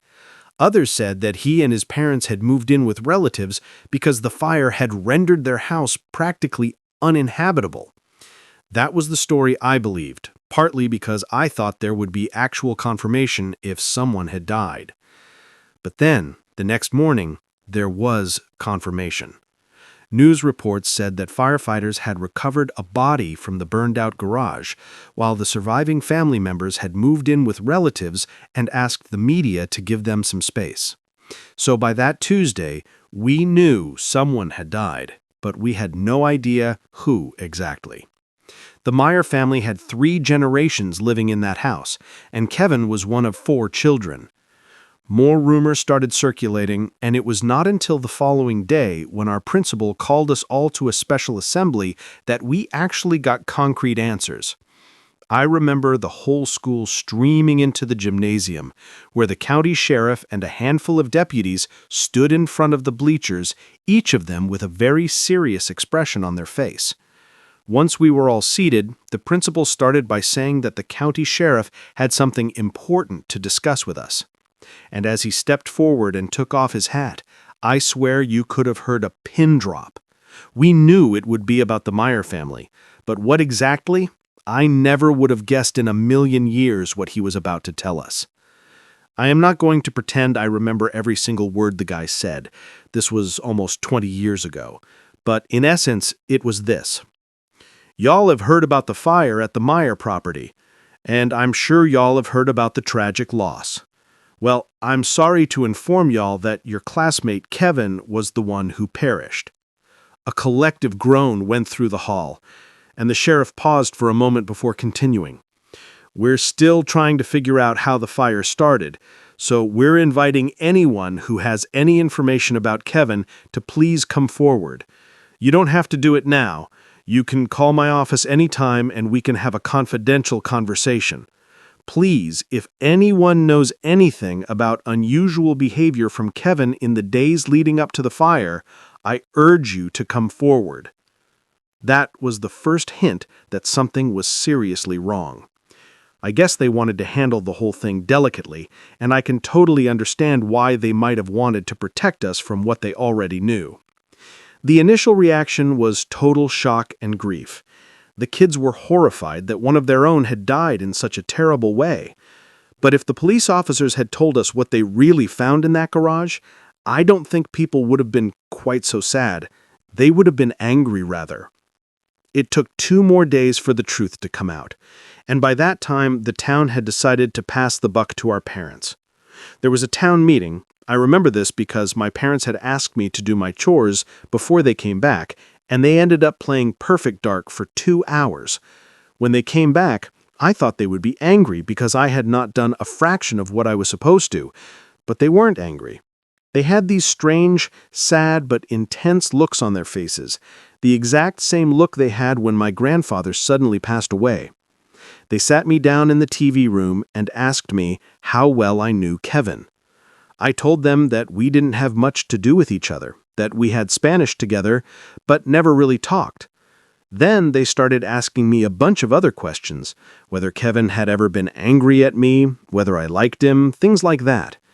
In the end, I just said straight out that it was obvious they knew something about Kevin, and that I'd rather they tell me he had taken his own life or something, because I was old enough to handle the truth. It turned out I was not old enough to handle the truth. Kevin had not taken his own life. He had accidentally blown himself up while trying to build a bomb. Apparently, he wanted to test his method by building a test model, but as he put it together, it somehow detonated, making enough noise to kill him before it set the garage on fire. At first, it looked like he was just an arsonist, like a pyromaniac just messing around with an accelerant or something. That's why it took the police a few days to figure out what had happened. They had to search the burned-out garage and go through Kevin's belongings to figure out why he did this. The police then found a journal that Kevin had kept, where he essentially wrote down his plan to build a bomb and place it under the church on a Sunday morning while it was full of families. The police didn't say exactly what the rest of the journal contained, only that it was very disturbing reading and that there were several references to the Columbine massacre from the previous year. My mother was crying at the end of the conversation, and my father was more shaken than I'd ever seen him. This boy almost wanted to kill the entire town, and let me tell you, if he had gotten the church during the planned Veterans Memorial Service, he would have killed like 90% of the people in our town in a single fiery explosion. And the only explanation I ever got was simply the boy wanted to hurt people, or he wasn't right in the head, I guess. But I thank God he wasn't smarter and didn't do a little more research or put a little more care into it, because if he had, He might just have wiped our entire town off the map.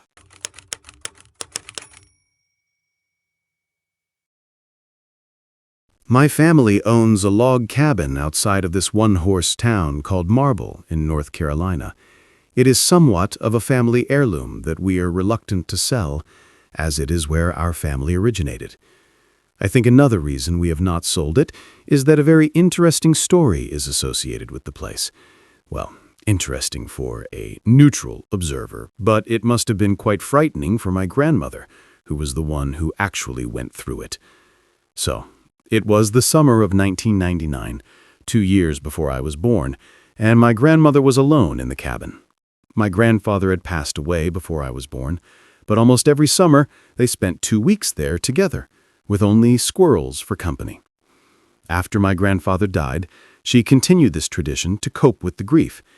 That is how she ended up being alone there in June or July 1998.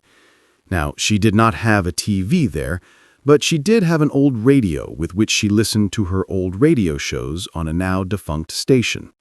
The station, like most others, occasionally paused for news broadcasts. One day, she heard about these bombs that had exploded in Georgia and Alabama. The police had a suspect they wanted to talk to, but he was on the run and possibly hiding in the hills of his home state, right in North Carolina. The news anchor then gave a brief description of this suspect, who was of medium height, dark-haired, with lighter eyes, and named the man Eric Rudolph. My grandmother always said that this name particularly stuck in her memory, mainly because of the Christmas song about the reindeer. She even found herself whistling the song, even though it was the middle of summer. Anyway, a few hours passed, the sun went down, and Grandma was in the cabin doing what grandmothers do, when suddenly there was a knock at the door. Grandma was not expecting anyone, and the only neighbors she had were about a mile away, so she understandably got up with some trepidation and went to the door.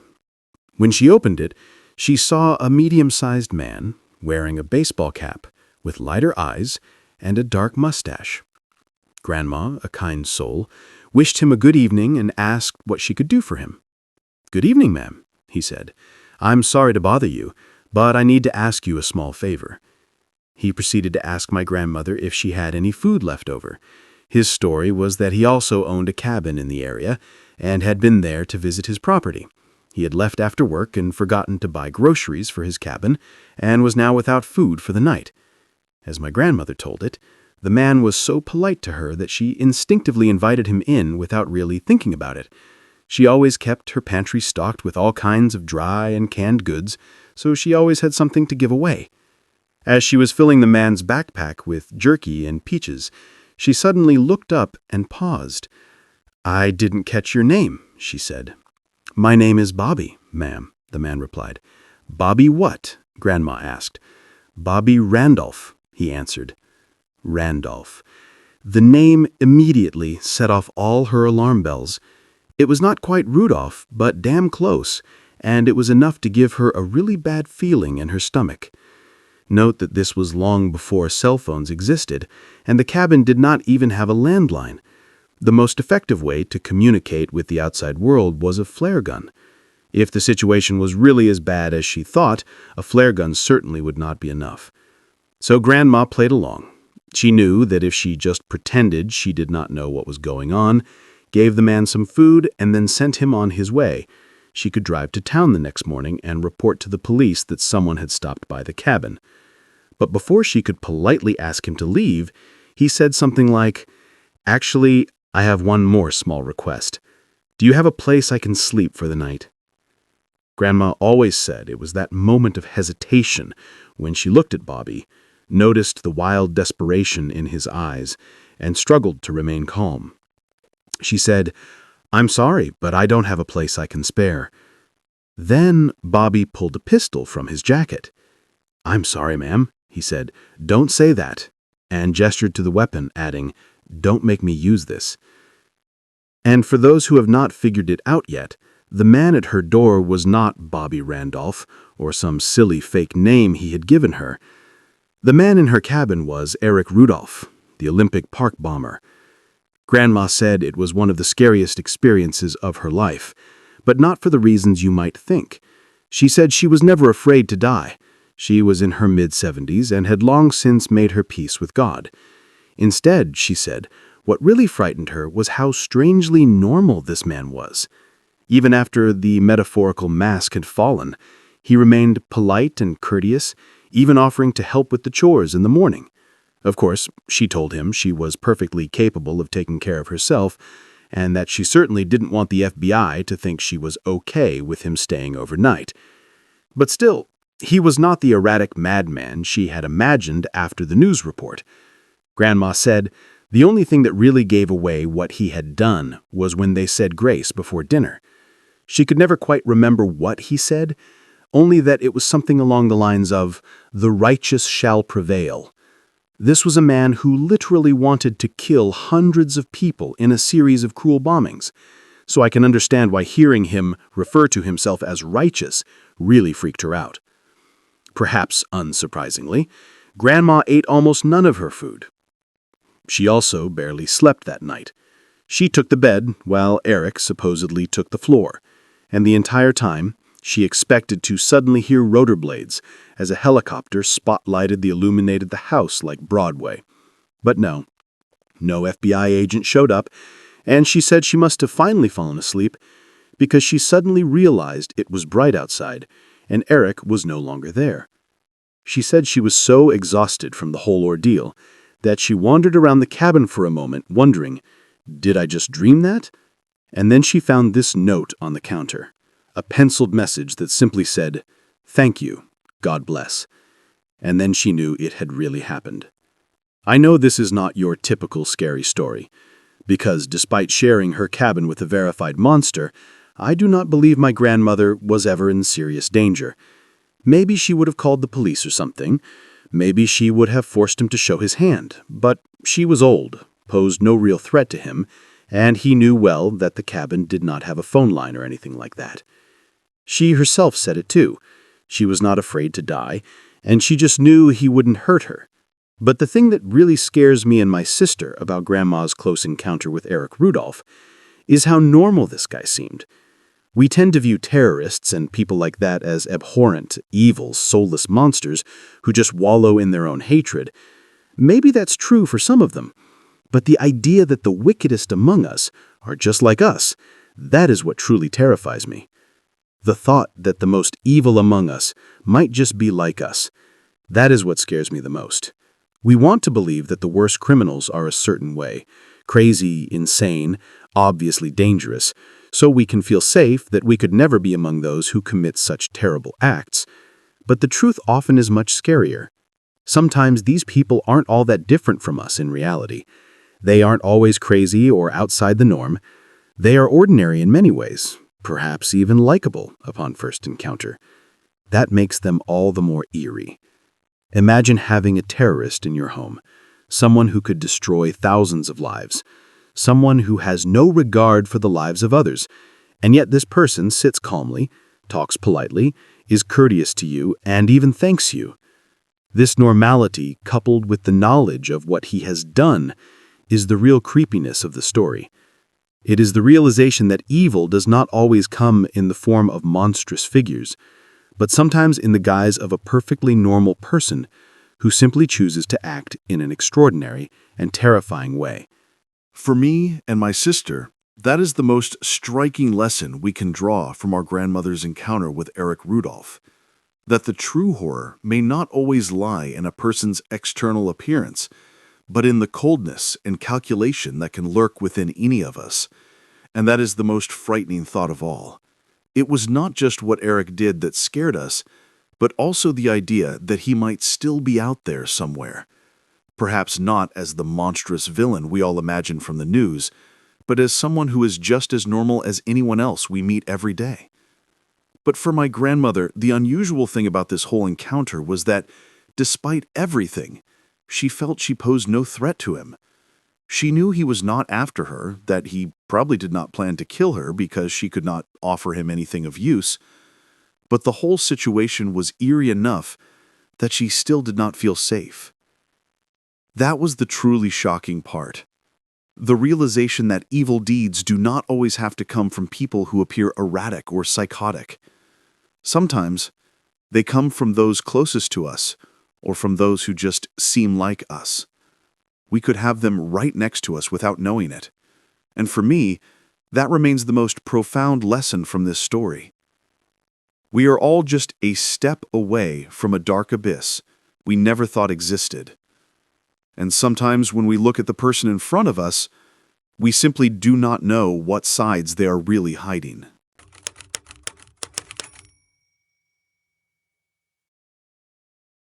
My name is Marco, and I am writing to you from Estonia.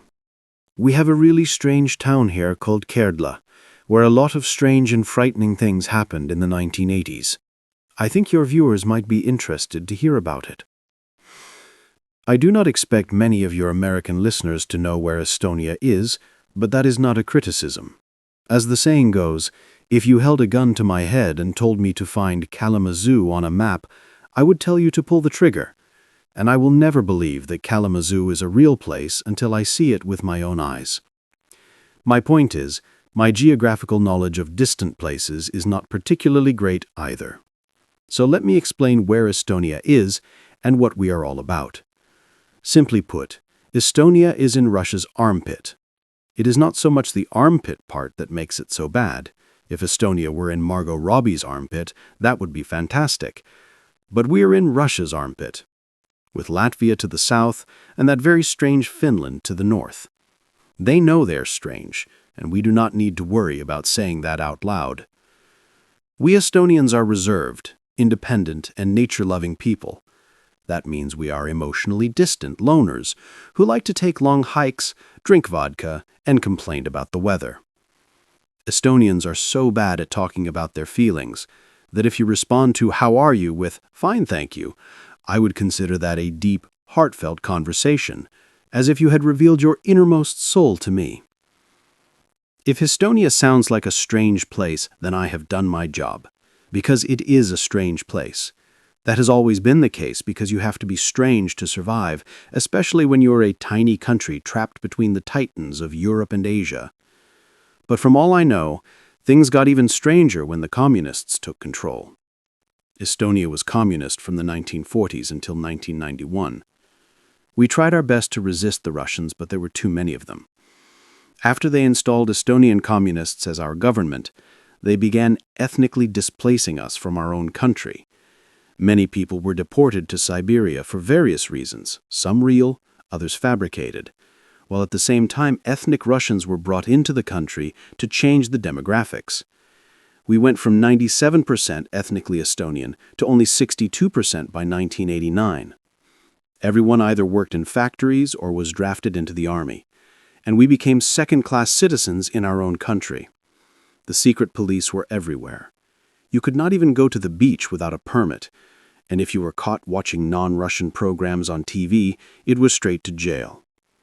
It was a terrible time, full of hatred and paranoia, and the closer we got to independence, the more frustrated and volatile people became. Nowhere more so than in the small coastal town of Kerdla. Kerdla is the only town on the small island of Hiiumaa, which is located in the Baltic Sea. Most people there make their money either from fishing or tourism, as there is a large nature reserve in the middle of the island. But the third major source of income in Kerdla is something called wrecking in English. This means that divers search a sunken shipwreck for valuable items and salvage them. While this is less common today, the area around Hiiumaa was a hotspot from naval battles between Germany and Russia during World War II. This made the region a goldmine for military salvage. However, this practice led to a massive conflict between the wreck divers and the fishermen. The fishermen claimed that disturbing the resting places of the drowned sailors brought bad luck. During the communist era, however, such superstitions were dismissed as backward relics of the past, and the government paid significantly better wages for wreck diving than for fishing. This further exacerbated the conflict between the two groups. For years, a gloomy atmosphere hung over the town. There was a general feeling that something bad was going to happen, whether because of the hatred between wreck divers and fishermen, the supposedly invoked bad luck, or because of a third reason, the curse of the witches of Hiiumaa. I do not believe in such things, but many people in Hiiumaa do. And as we all know, belief can drive people to very strange behavior. According to legend, a coven of witches once lived on Hiiumaa. These witches were said to have cast spells, transformed themselves, and conjured storms, often to sink ships or bring misfortune to unwelcome visitors. One story tells that many hundreds of years ago, a fisherman insulted the witches, whereupon they cursed his family. His descendants are said to have been plagued by misfortune for generations.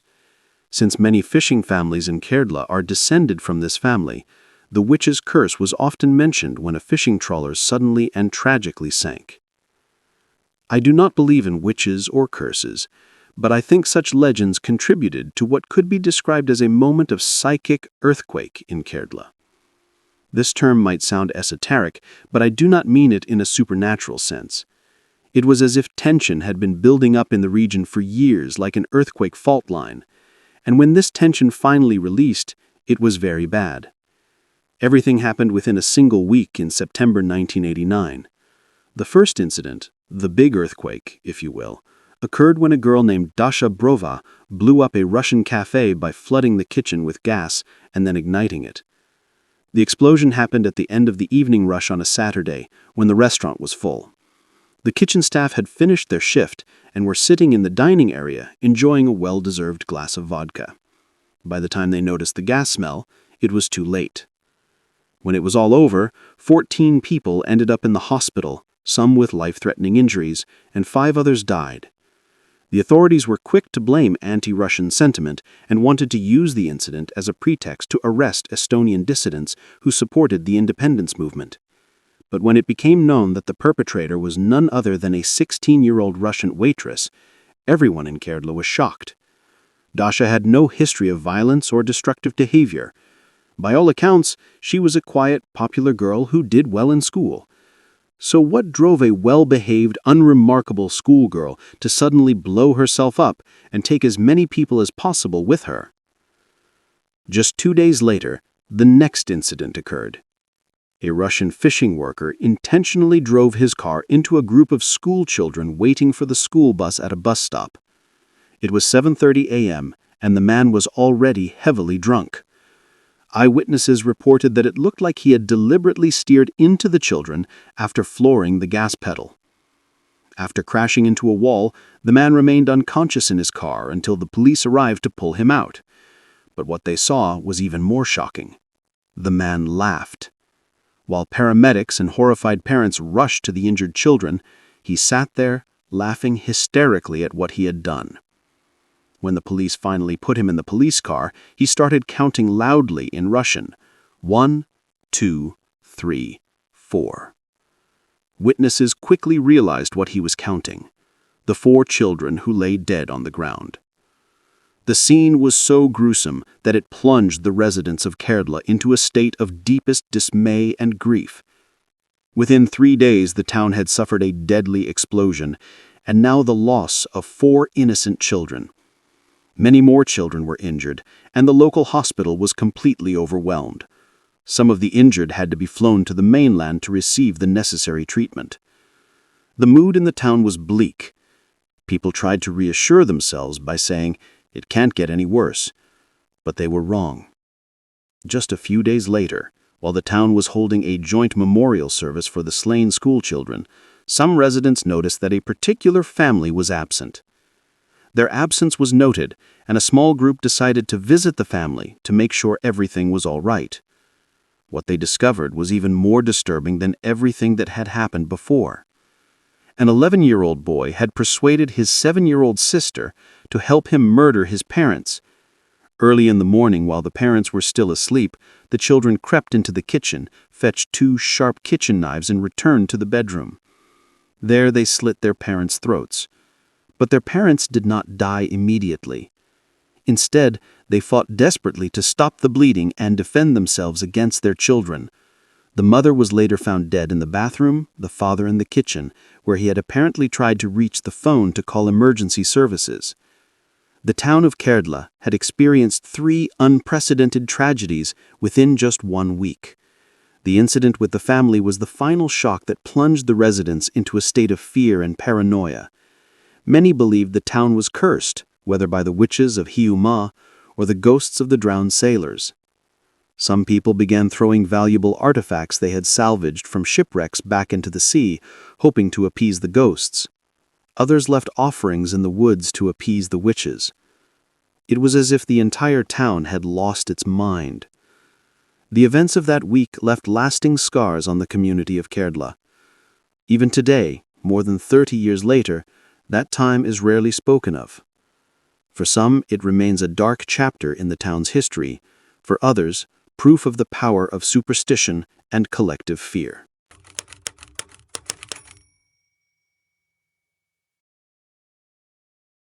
For context, I'm a 21-year-old country boy from a small town in northeast North Dakota.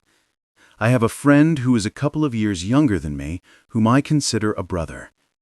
To protect the privacy of those involved, I will not use real names. We'll call him Brady. Now, Brady and I had one more person who made our dynamic duo, the Three Musketeers. We'll call him Carson. My story begins in the early summer of 2022. The three of us were all very happy. Brady and I were enjoying our lives to the fullest. I was working on the farm with my dad and had a beautiful girlfriend I could spoil. Brady was working at the local pool and occasionally spending time with a female colleague. Carson, on the other hand, was working at a John Deere dealership in a nearby town and earning good money. But all good things must come to an end eventually. My girlfriend became my ex-girlfriend, Brady's summer romance ended when she went off to college, and Carson also went off to college to become a John Deere diesel mechanic. For about 6 months, we all plunged into a kind of life crisis, frustrated with what life had just served us. This is where the story starts to get interesting. One evening, we were sitting around in my family's workshop, throwing darts and talking about life. That evening, we decided to take our faith more seriously. We all knew God and believed in Him, but our faith had not played a big role in our daily lives until now. We changed that. We started going to church regularly and even prayed every day. One day, I was driving home from my last day of college. Although my renewed faith had given me a new sense of self-worth, I just could not get over my ex. While I was driving, Carson called me and asked if I wanted to attend a Bible study at his old church, which he belonged to. Of course, I said yes. I told him I wanted clarity on why I could not get over her, so he prayed about it. This church was a very vibrant church. You could hear the doors opening and the footsteps of people on the concrete floor covered with cheap carpet. Carson and I were alone, and he was praying out loud, "Lord, please make clear to Andy your plan regarding his past relationship." I heard a whisper that said, "She will come back." It was not Carson's voice. I asked him if he had heard the voice too, but he had not. I decided not to believe that I had imagined it and celebrated it internally. 2 to 3 months later, however, my faith wavered, and I asked God for a sign that it was indeed His voice I had heard. Every time I asked, I saw her in a town that neither she nor I were from, each time on different places and streets. I knew she was not just on her way home from work or anything like that. During this time, we had a church service at the exact church where I had heard the whisper. That was also the moment when Brady and I started noticing things. Carson was under the mentorship of a pastor who led a church about an hour west of our town. This pastor, however, was no ordinary pastor. He was charismatic. At first, he seemed like a sincere and kind man, but oh, how deceived we were. Carson told us one day that he could speak in tongues and incorporated this into the church services. While I believe that speaking in tongues is possible, not everyone can do it. Carson tried to force us to speak in tongues too. The final straw for me was when Carson gave a sermon and said the congregation was not praying according to his standards. Although I still considered Carson a brother, my attendance at the church services ended there. The harvest began, and it was in the last days of the existence of these church services when Carson told me I absolutely had to come. Honestly, I do not even remember his reason anymore. I told him I could not come because I had to harvest. It was a late harvest year. At that, he said to me, "Are you really choosing the harvest over God?" That set me off. I replied, "No, but Jesus said, 'If anyone will not work, neither shall he eat,'" and hung up. Carson dropped out of college and was fired because he preferred to read his Bible over working. He has not had a job since. Moses parting the Red Sea. That sparked a discussion when we next met. Brady and I confronted Carson with our concerns. Carson told me directly that he had not prayed for my ex-girlfriend because he did not like her and because she was attractive, and he believed it would not happen anyway. After that conversation, we went our separate ways. Brady continued to spend time with Carson, though more out of a desire to be supportive. He has my respect for that. One evening, Brady called me and told me that Carson had essentially condemned him and his family. Carson's pastor claimed that Brady's mother, who did yoga, was evil, and that his father was also evil for allowing it. Brady's father is a pastor in our town and one of the wisest and kindest people I have ever met, a truly good person. Here comes the crucial point of this story. There was a girl who was left by her fiancé and was in a very vulnerable and easily manipulated position. You can probably guess what happens next. Carson and this pastor took her under their wing, and in an extremely questionable way. They manipulated her and made her believe that her family was her biggest enemy and did not truly love her. They told her that her parents had actually wanted a boy, and that was why she had been named after a male relative. They even changed her name to Maria. But that was not all. They made her burn all her Harry Potter stuff because they claimed she could not like fictional stories if she followed God. They also forced her to burn a toy box that her grandfather had built for her because it had dream catchers on it, which they claimed were part of an evil cult. The box was a loving gift from her grandfather, but she still had to destroy it. The girl is 24 years old, but now lives with the pastor and his family. Carson now believes he can identify things as evil just by touching them. You might be wondering where her parents are in all this and what they think. Well, they tried to arrange a meeting with the pastor to discuss their concerns. At first, the pastor seemed to agree until the parents announced that they wanted to bring Brady's father, their own pastor, with them. The pastor kept them waiting for months before finally arranging a meeting. On the day of the meeting, Brady's father and the girl's parents drove to the pastor's church, but when they arrived, they were simply turned away. The pastor refused to speak with them. When Brady's father asked why he had made them drive an hour only to turn them away, the pastor only replied, "You really don't want to know." After this incident, there was nothing more the girl's parents could do. They were at a loss and felt powerless to get their daughter back. Brady's father, the pastor, continued to try to contact the other pastor, but he blocked every opportunity for discussion. It seemed as if Carson and the pastor had completely isolated the young woman both physically and emotionally. Brady and I met later to talk about all this. We were both shocked at how far Carson had gone. It was as if we no longer had the same person in front of us whom we used to consider a brother. His behavior was no longer understandable, and it was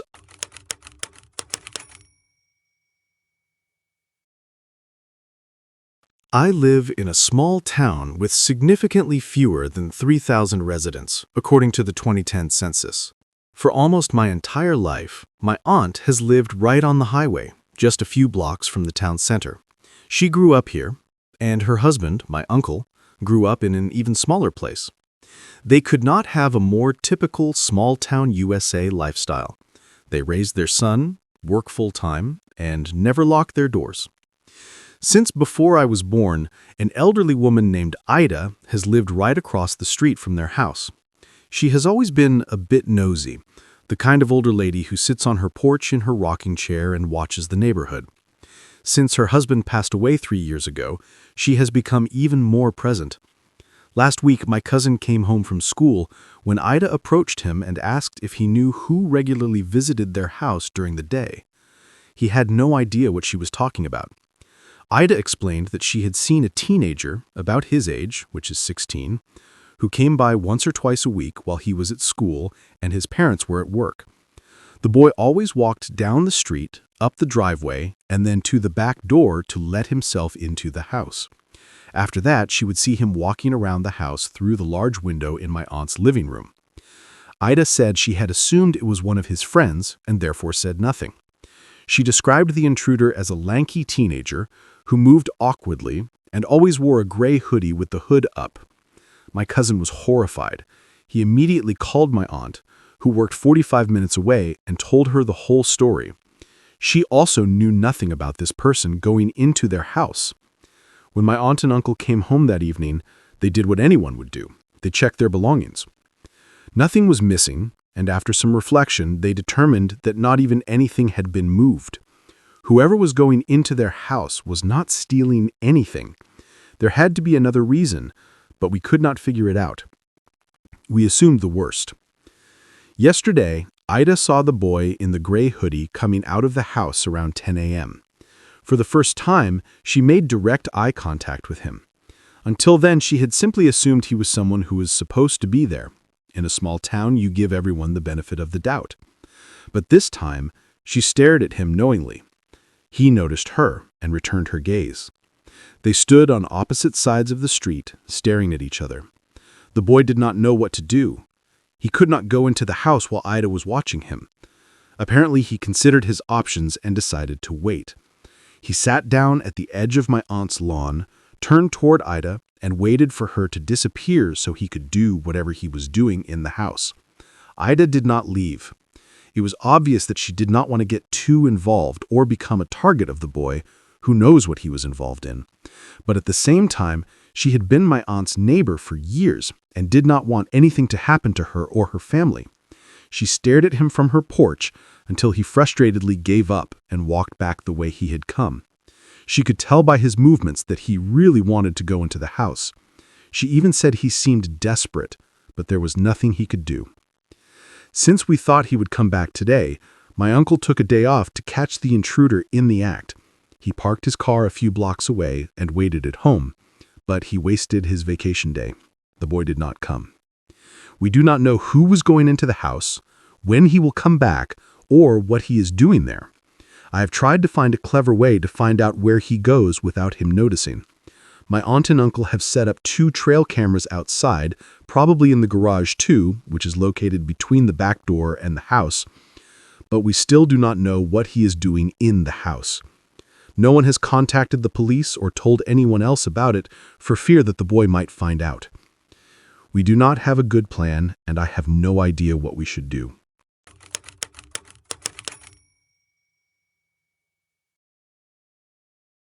To give a little context to this story, I grew up in a small town in the middle of Washington state. The population is about 850 people. You can imagine that, apart from an annual parade, not much is going on, and the town feels more like a dead end. At the time this story happened, people were mainly concerned with the economic crash and the fact that drugs were slowly finding their way into the town. But that is another story. In our town, there were 2 gas stations, both owned by Chinese immigrants. One of them is the setting for this story. It happened in the summer of 2009. A few friends and I were hanging out in town. We all had our scooters with us, riding through the few streets, racing each other and chatting. The conversations of kids our age revolved around Pokemon, girls, and what movies or music were popular at the time. As we rode behind one of the old stores, we suddenly heard a commotion that seemed to be coming from a street ahead of us. We decided to drive over to see what was going on. When we arrived, I saw something I never expected. Several police cars, an ambulance, and a huge pool of blood on the sidewalk. A crowd had already gathered on the other side of the street, as something of this magnitude usually never happened. Everyone in the crowd was curious and wanted to find out what had happened. It took a few weeks until we learned the whole story.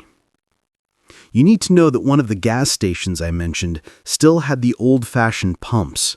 You had to turn the handle, put the nozzle into the vehicle, pump the gas, and then go inside the gas station to pay.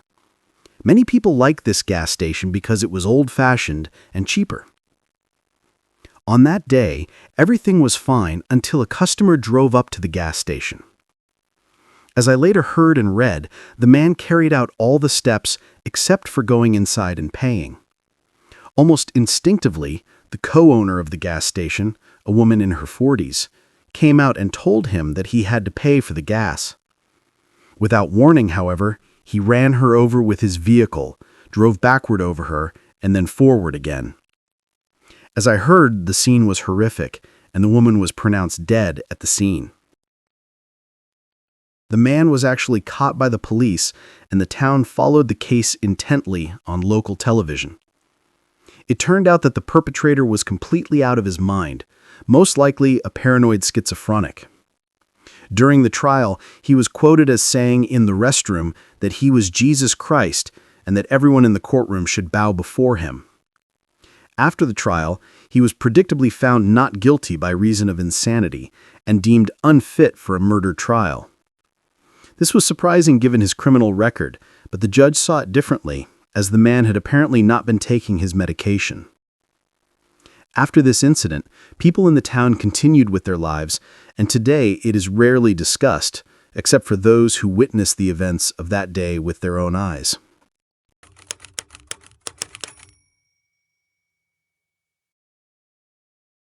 This event occurred in early August 2019 when I was 16 years old.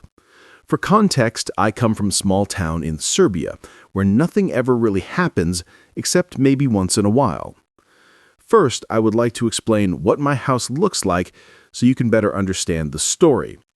My house is a 2-story building with 3 apartments, all housed in one building, 2 on the ground floor and 1 on the upper floor. The entrance to the upper apartment is outside.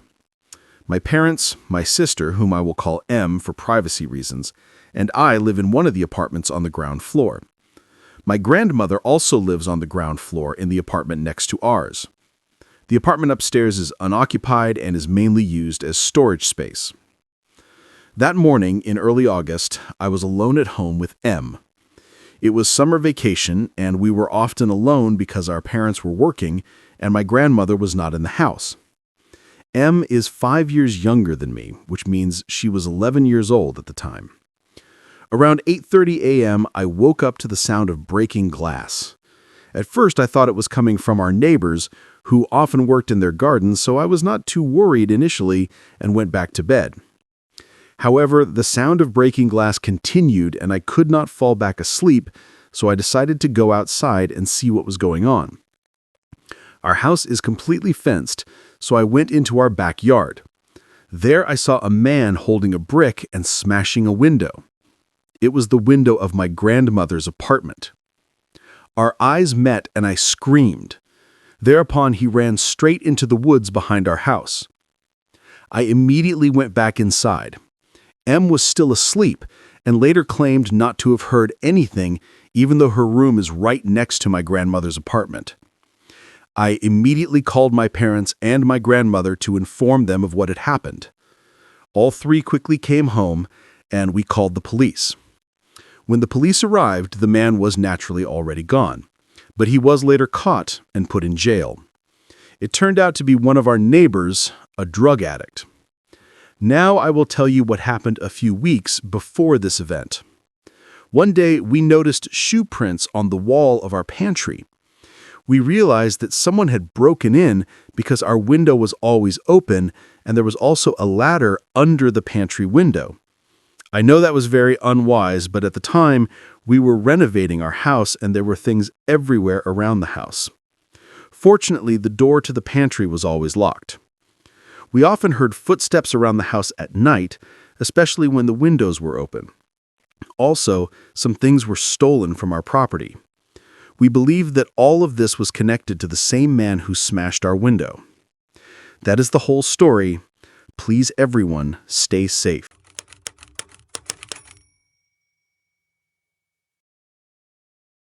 My name is Jack, and I've been a long-haul truck driver for almost a decade. I've seen a lot of strange things on the road, but nothing could have prepared me for what happened in the middle of nowhere on one fateful night. It was a clear autumn evening, and I was driving through a desolate stretch of a country road in Montana. The sun had just dipped below the horizon, leaving a purple-black sky strewn with stars. My truck rumbled along the road, the growl of the engine filling the silence. I had been on the road for hours, fueled by coffee and classic rock blaring from the radio. Just as I was about to change the station, something caught my eye, a flickering light in the distance. As I drew closer, I realized it was a fire, bright and warm against the cold night. Curious, I slowed down, thinking it might be an accident or perhaps a roadside campfire. I pulled my truck to the side of the road and stepped out. The cool air hit me like a splash of cold water. A group of 5 people were standing around the fire, illuminated by the orange flames that gently swayed to music coming from a small Bluetooth speaker. They seemed to be having a good time, laughing and dancing, their faces glowing in the firelight. As I approached, I noticed their clothing was outdated, as if they had stepped straight out of the 1970s. The women wore flowing dresses, while the men sported bell-bottoms and brightly colored shirts. It was a strange sight, but I chalked it up to a group of partygoers enjoying the night. "Hey," I called out as I got closer, "what are you all doing out here?" They turned to me, and my heart sank. Their eyes had a strange, hollow quality, as if they weren't quite there, but they smiled broadly. Their expressions were unsettling, but inviting. "Come over," one of the women beckoned, her voice sounding like the music. "Join us, the night is young." I hesitated, sensing that something was wrong. "I'm just passing through. I thought there might be a problem or something. Are you all okay?" "We're just having a little party," said a tall man with wild hair, swaying as if caught in a rhythm only he could hear. "Why don't you dance with us?" I laughed nervously, looking around at the others. They all seemed lost in their own world, moving with a strange abandon to the music. But that hollow look in their eyes was unnerving, and I felt a cold shiver run down my spine. "Really, I should go," I said, taking a step back. "I have a delivery to make." "Don't be so quick to leave," another woman interjected, her smile widening. "You'll miss all the fun. Come and dance. We can make this a night to remember." I shook my head, trying to ward off the growing unease in my stomach. "Thanks, but I really can't." But before I could finish speaking, the music shifted to a slow, haunting melody that sent a shiver down my spine. The fire crackled, and the flames danced wildly, casting eerie shadows against the trees. My instinct screamed at me to get back to my truck, to leave this strange gathering behind. "Okay, I really must go," I said, turning back toward my truck. As I reached my truck, I heard the voices behind me soften, but the invitation was still there, echoing in the night. "Stay with us. Don't go." I scrambled into the cab, my heart pounding. I slammed the door shut and locked it while fumbling with the keys to start the engine. The rumble of the truck engine felt comforting in the strange atmosphere outside. But just as I was about to pull away, I noticed movement in my side mirror.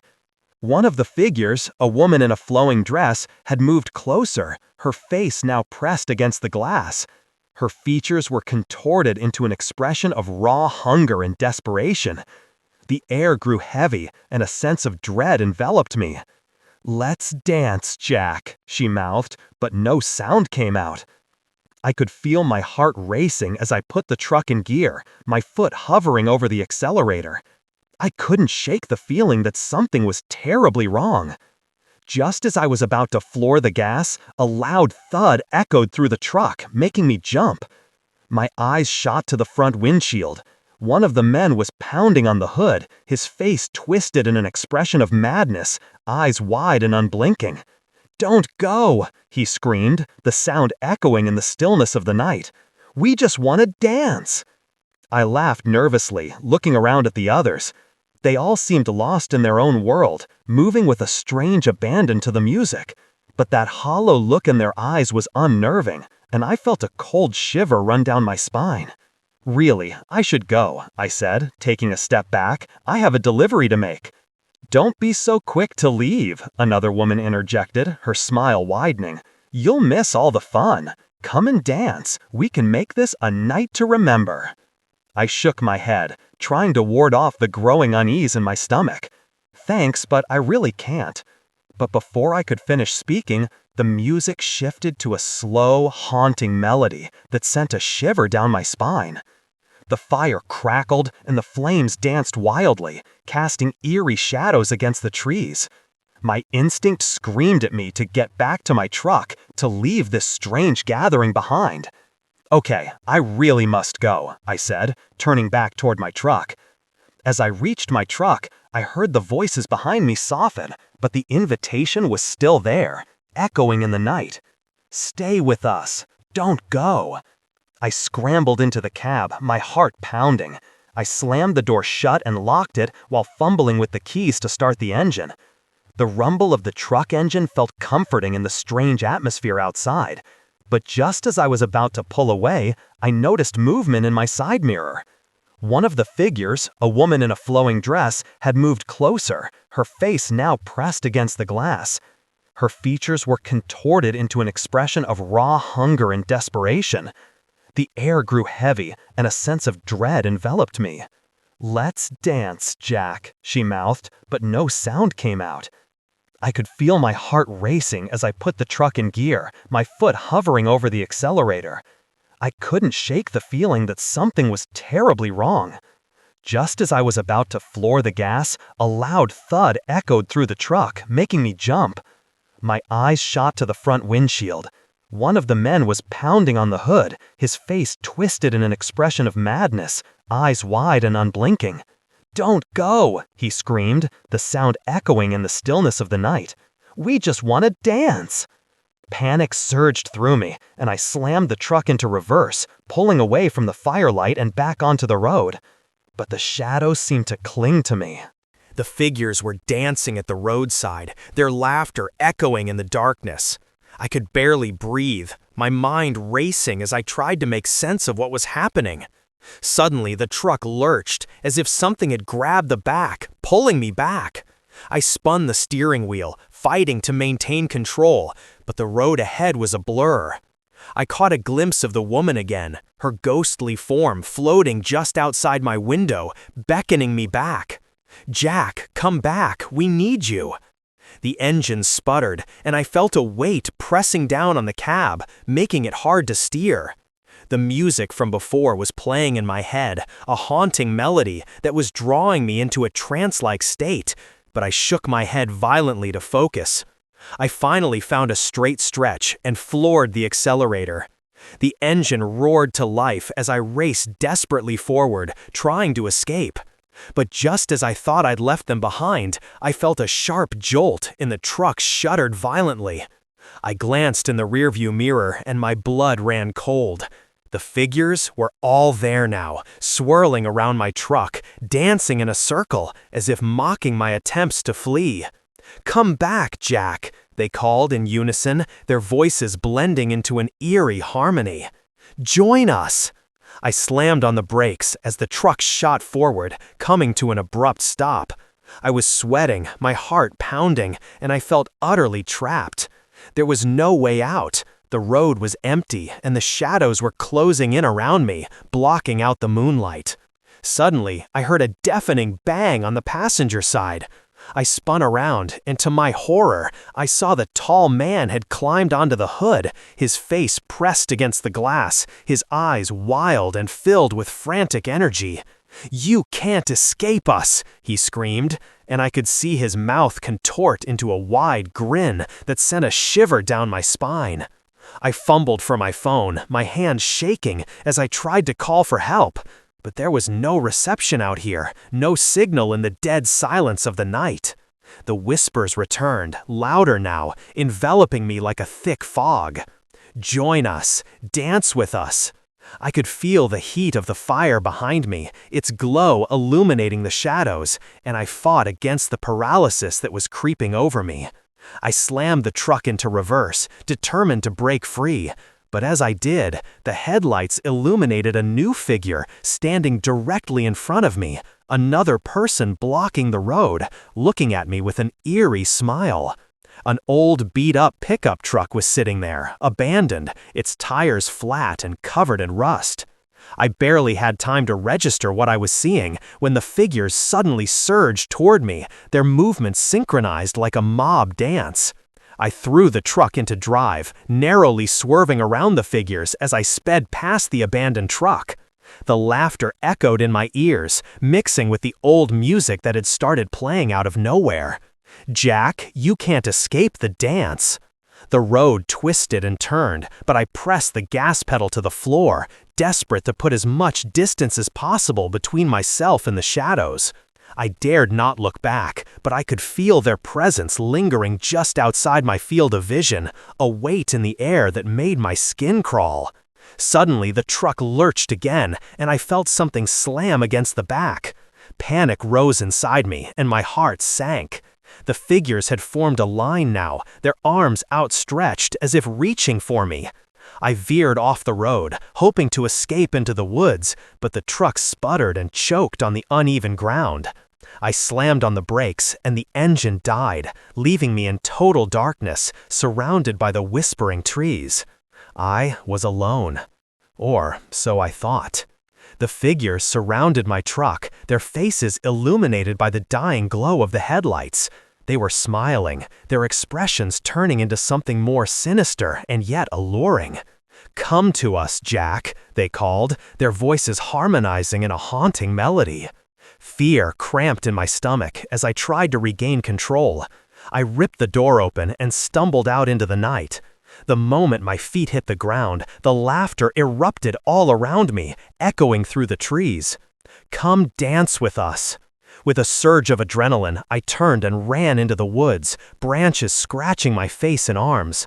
The laughter followed me, mocking me as I plunged deeper into the darkness.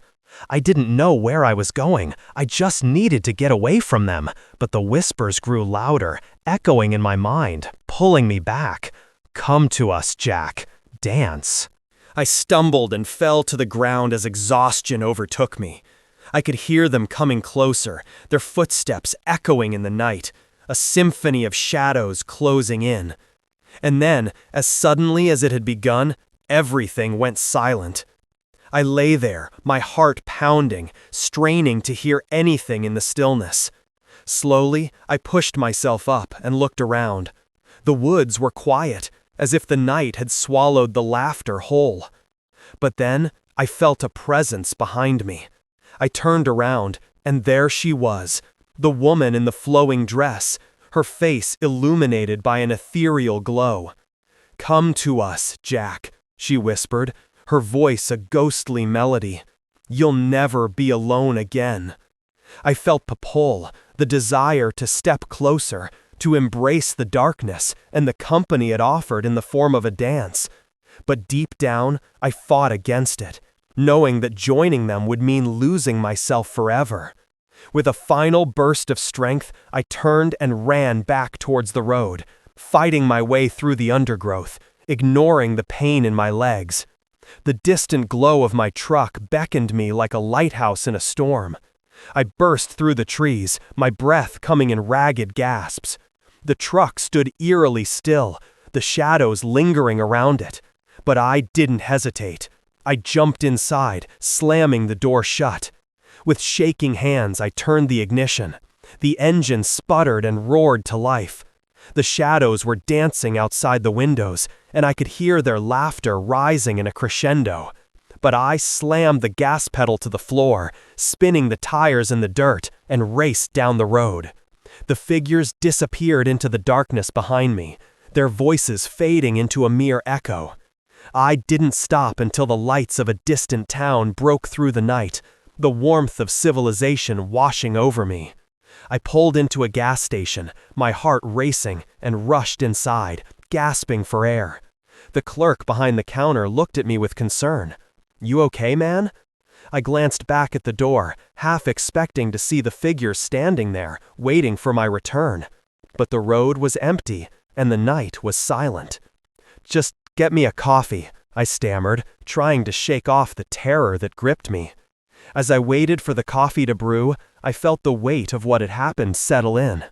Those shadows, those figures, they weren't just figments of my imagination. They were real, and they were dancing out there, waiting for their next guest to join their eternal celebration.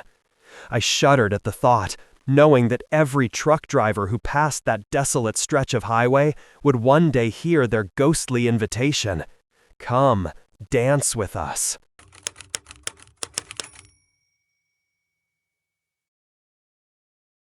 There is a disquieting emptiness in the desert at night. The stars hang like pinpricks in a vast black nothingness, and even the air feels heavy, filled with something ancient and watchful. I've been a long-haul trucker for over 10 years and had grown used to the strange and eerie atmosphere of the nighttime roads, but one night, driving a remote stretch in the Nevada desert, something happened that still makes me doubt what I experienced. It was a Tuesday night in October, and I was hauling freight down Route 50, an isolated road known as the loneliest highway in America. Nothing but scrub brush and sand on either side for miles. No lights except for the dim glow of my truck's headlights and the cold sheen of the moon above. The only other vehicles I had seen all night were a couple of RVs, probably tourists who had no idea what they were getting into. Route 50 is a graveyard for the unwary. Just past 1 a.m., my GPS cut out. Not unusual, I thought. The desert often messes with signals. But then the CB radio went dead too. It crackled, hissed, and then faded into static. I thumped it a couple of times, but nothing came through. "Great," I muttered. "Tonight of all nights to give up." I was used to handling things alone, but the sudden silence was unnerving. I tried to shake off the discomfort when, in the glow of my high beams, I saw something up ahead. At first, it looked like a boulder or an old abandoned truck, but as I got closer, I realized it was a wreck. A tractor trailer lying on its side, right in the middle of the road. I slowed down cautiously. There were no lights, no warning flares, nothing. Just the massive shadow of a toppled truck, half in the dirt, half on the asphalt. Its trailer was crumpled like a piece of paper, the metal twisted and dark. I rolled to a stop about 50 feet away, keeping my high beams fixed on the wreck. It was dead silent, no engine noise, no sign of movement, no smoke. I'd heard stories of abandoned trucks out here, mostly stolen or used for other shady purposes, then dumped and forgotten. Out of habit, I reached for my CB radio, even though I knew it was dead. "Anybody copy? Got a wreck on Route 50, mile marker." I trailed off, searching for a mile marker, but there wasn't one in sight. In fact, nothing around me looked familiar. I'd driven this road for years, but right now, well, something felt off. I had barely finished speaking when a figure stepped into my headlights. A man, tall and thin, wearing a long coat and a trucker's cap. His face was in shadow, but I could see his hands, pale and rough, with what looked like dried blood smeared across his knuckles.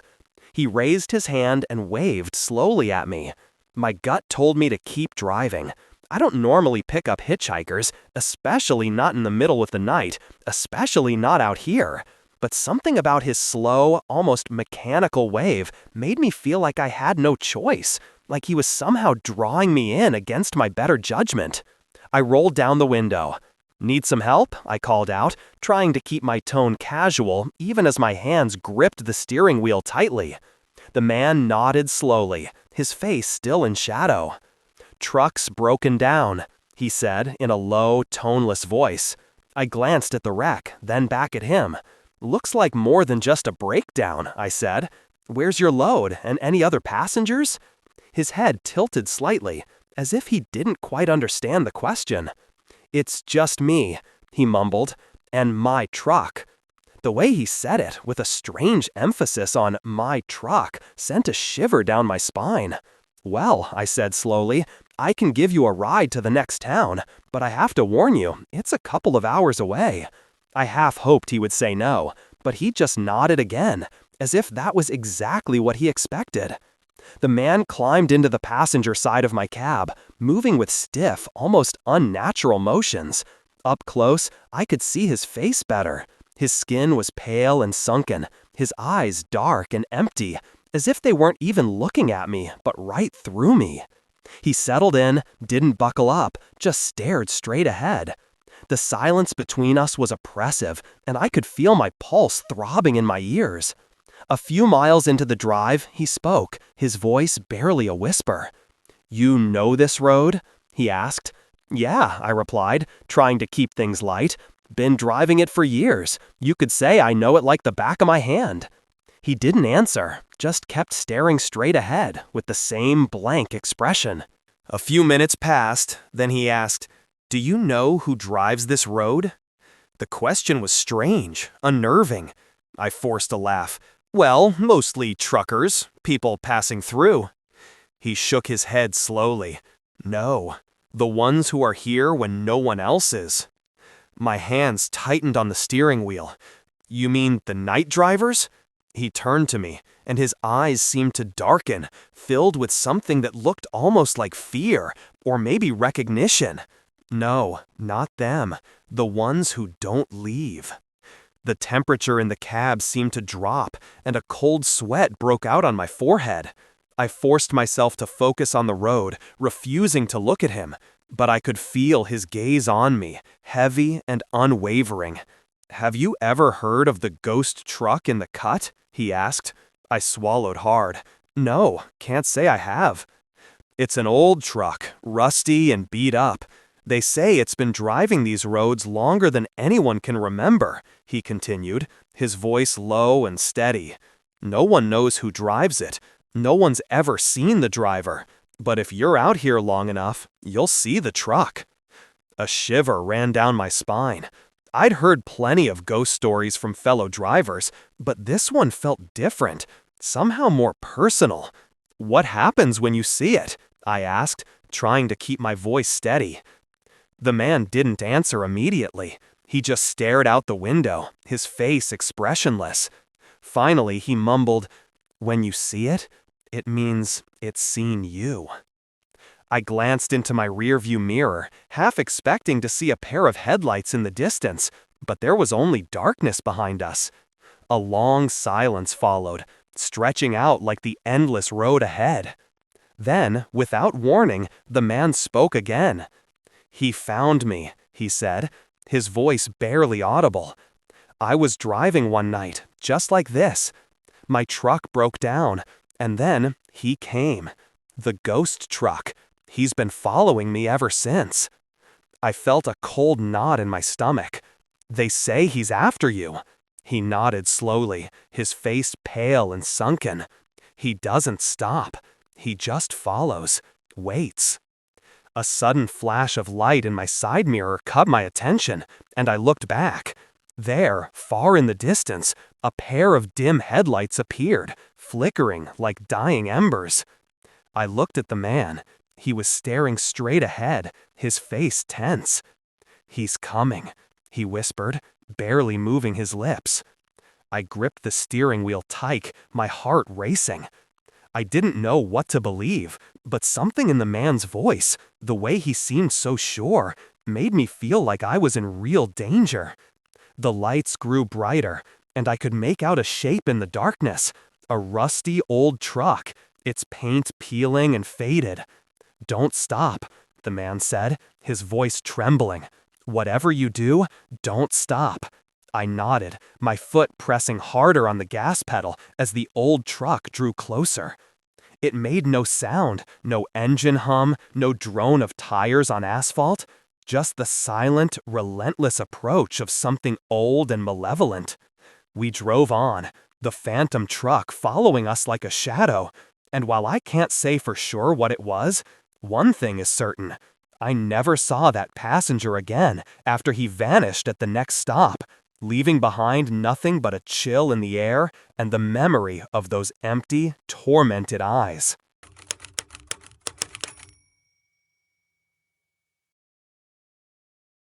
It was supposed to be a simple job.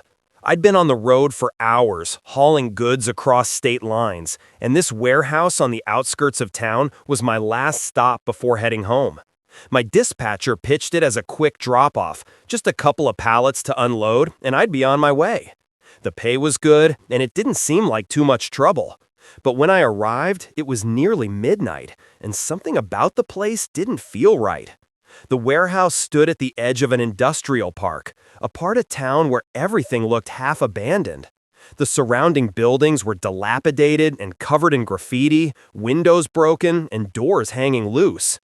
The only source of light was a flickering street lamp that cast long, distorted shadows across the cracked asphalt. The silence was unnerving, the kind of quiet that makes you feel like you're somewhere you don't belong. I parked my truck, shut off the engine, and stepped out. A chill hung in the air, and an uncomfortable prickle crawled up my spine as I surveyed the scene. Usually, warehouses like this would have someone on duty, even during the night shift, but there wasn't a soul in sight. No lights, no sounds, no night watchman or worker to greet me. "Hello?" I called out, my voice echoing off the metal siding of the building. The resulting silence seemed to swallow my words whole. Shaking off the unease, I walked to the back of the truck to start unloading.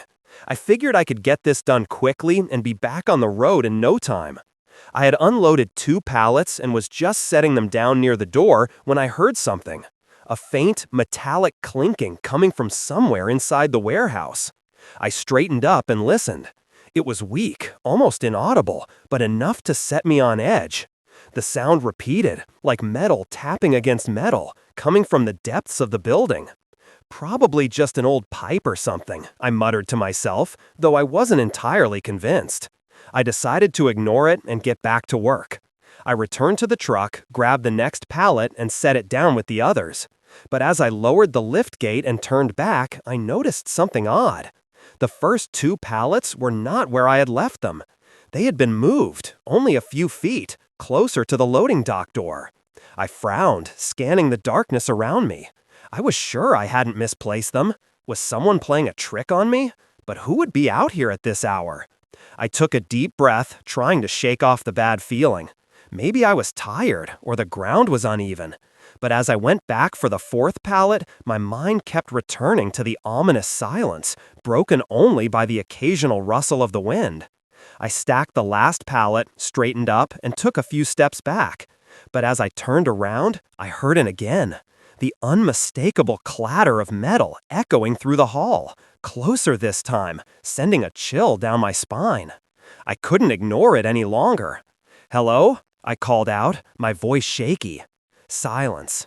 I waited, listening, hoping to hear footsteps or a sign of another person, but there was nothing. After a moment, I shook my head, trying to dismiss the disturbing feeling. Maybe someone's playing a trick on me, or maybe it's just my nerves, I reasoned. Just as I was about to turn back to my truck, I heard it. A slow, dragging sound, metal being pulled across concrete. I froze, my heart starting to pound as I strained my ears to pinpoint the sound's direction. It was coming from somewhere deeper inside the warehouse. Instinctively, I took a few steps back, glancing over my shoulder at the door. But just as I was about to make a run for it, I saw a shadow at the end of the aisle, between the shelves. It was faint, barely more than a blur, but it was there, something moving in the darkness.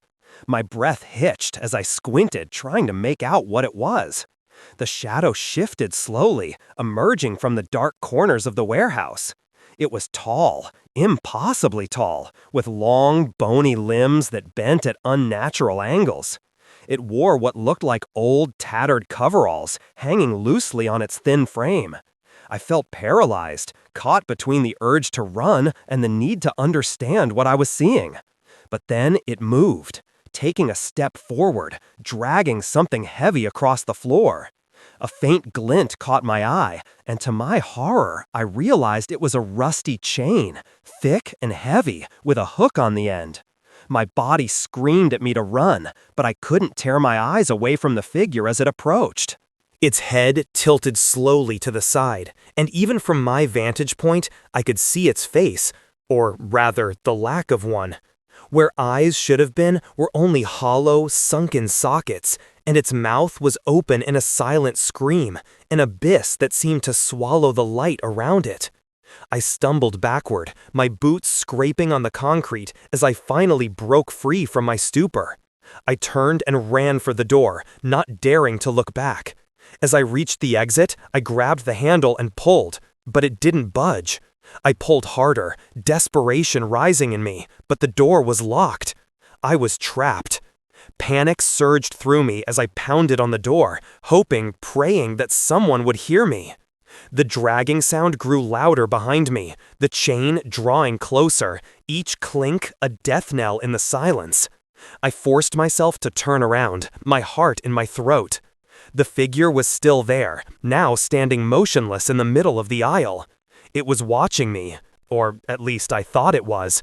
Those hollow eye sockets seemed to stare right through me, pinning me to the spot. The chain hung slack from its hand, the hook swinging slightly as it tilted its head to the side. What do you want?" I stammered, my voice barely a whisper. The figure didn't answer, but instead raised a bony hand, pointing a skeletal finger in my direction. My blood ran cold as it took a step forward, the chain dragging again. I couldn't take it anymore. Adrenaline took over, and I spun around and ran, bolting through the narrow aisles between the shelves, hoping to find another exit. My boots echoed through the empty warehouse, the sound mixing with the relentless scrape of the chain behind me. I reached a dead end and spun around, my chest heaving as I tried to catch my breath. My mind raced, frantically searching for a way out. I couldn't go back, not with that thing pursuing me. My eyes darted around, and I spotted a door leading to a stairwell on the far side of the room. Without hesitation, I charged toward it, my footsteps thundering across the floor. I grabbed the handle and shoved the door open, stumbling into the stairwell. The door slammed shut behind me, and I leaned against it, gasping. But the reprieve was short-lived. I could still hear the faint dragging of the chain, echoing from the other side of the door. I scrambled up the stairs, taking 2 steps at a time, my heart racing as I climbed higher and higher. When I reached the top floor, I found myself in another vast, empty room, lined with rows of forgotten crates and boxes. The windows were grimy, covered in years of dust and grime, but I could make out the outlines of the parking lot outside. I raced to one of the windows and peered out, searching for a way to escape. There was no fire escape, no easy way out. I was trapped. A creak sounded from the stairwell, and I felt my blood run cold. It was coming, slowly, methodically, climbing the stairs, each step bringing it closer. I backed away from the window, my mind racing. I had to hide, find a place where it couldn't find me. I spotted an old storage locker in the corner of the room and rushed towards it, pulling the door open and squeezing inside. I pulled the door shut, plunging into darkness, my breath coming in ragged gasps, fighting to stay quiet as I listened for the figure's approach. The dragging sound grew louder, echoing through the room as it reached the top of the stairs. I could hear it moving slowly, methodically searching the room, every nerve in my body screaming at me to run, but I held my breath, forcing myself to stay hidden. The footsteps drew closer, passing the locker. I could feel its presence right outside, the air heavy with the smell of rust and decay. My hands were shaking, my heart pounding so loudly I was sure it would give me away. And then, silence. I waited, counting the seconds, listening for any sound, but there was nothing. Slowly, cautiously, I opened the locker door a crack and peered out into the empty room. It was gone. I let out a shaky breath, relief washing over me. I stepped out of the locker, looking around to make sure it wasn't lurking nearby. The warehouse was silent again. Without another second to waste, I raced down the stairs, not stopping until I reached the loading dock. This time, the door opened, and I burst outside, sucking in the cold night air. I didn't look back as I sprinted to my truck, scrambled inside, and slammed the door shut, driving away from the warehouse and the terror it held, leaving it all behind. To this day, I don't know what I saw in that warehouse, but I will never forget those hollow eyes, the scrape of the chain, and the scream that still haunts my nights.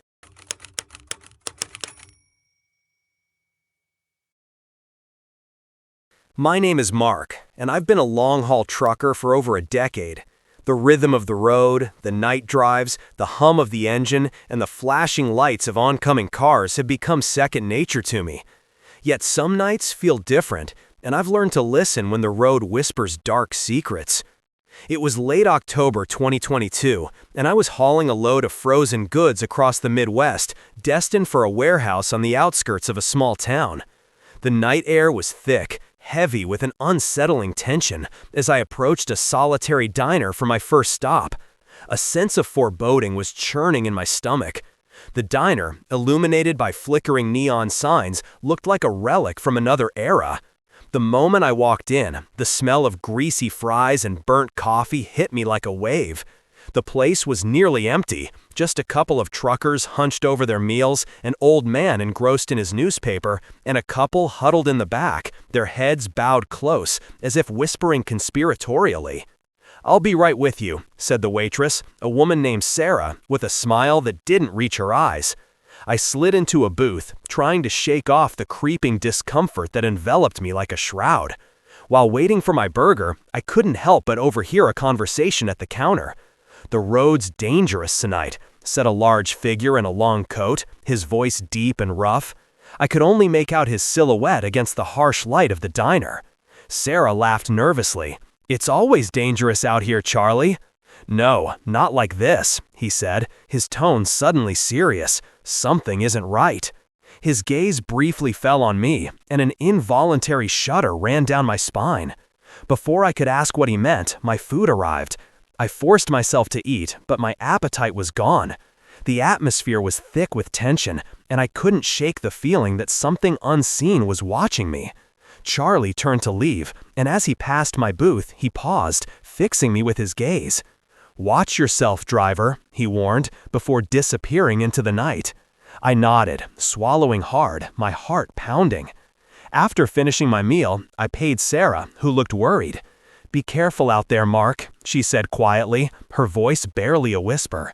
I nodded again, forcing a smile as I stepped outside into the biting cold. As I got into my truck, the shadows seemed to stretch longer, the darkness closing in on me. I took a deep breath and drove away from the diner, the tires crunching against the gravel.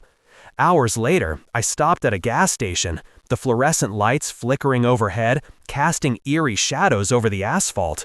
As I pumped gas, I noticed the old man from the diner pacing nervously inside the store. He glanced at me, his eyes wide. "Be careful, son. There are things out here that aren't right." "Yeah, I'll be fine," I replied, trying to dismiss his warning, but the unease was twisting in my gut. As I paid for the gas, I overheard the cashier, a young woman with dark circles under her eyes, talking to another customer. "They say the highways are haunted. People go missing all the time." A shiver ran down my spine. I turned to leave, but the cashier added, "Don't let the shadows get you." I mumbled a quick thanks and got into my truck, my heart racing as I drove away. The shadows seemed bigger than ever, and every sound outside felt amplified, as if the darkness itself was alive. My next stop was a truck stop a few miles down the road. It was quiet, the flickering lights casting a haunted glow over the nearly empty parking lot. As I walked in, I ordered a coffee and sank into a booth, trying to shake off the feeling of dread clinging to me. Suddenly, the door swung open, and a blast of cold wind rushed in. A group of 5 people entered, laughing too loudly, their bright clothes standing out against the dreary interior. They seemed out of place, like a carnival stranded too far from home. "Look at this place," one of them said, grinning. perfect for a late-night horror flick. They settled into a booth opposite me, their laughter echoing loudly in the otherwise silent truck stop. I glanced at them furtively, the vibrant colors of their clothing contrasting with the gloomy atmosphere. They looked like they were playing a part in some sick joke. One of them, a woman with bright red hair and a mischievous smile, caught my eye. "Hey," she called out, leaning across the table. "You look like you could use some fun. Come join us." My stomach clenched with discomfort. "No thanks," I mumbled, turning away, but their laughter echoed in my head, a chilling reminder of how quickly things could descend into madness. Suddenly, the lights flickered, plunging the diner into darkness for a brief moment. When they came back on, the group was gone, as if they had never been there. "What the hell?" I whispered, bewildered. The cashier looked equally shocked, her eyes wide. "Did you see that?" she asked, her voice trembling. I nodded, my heart pounding.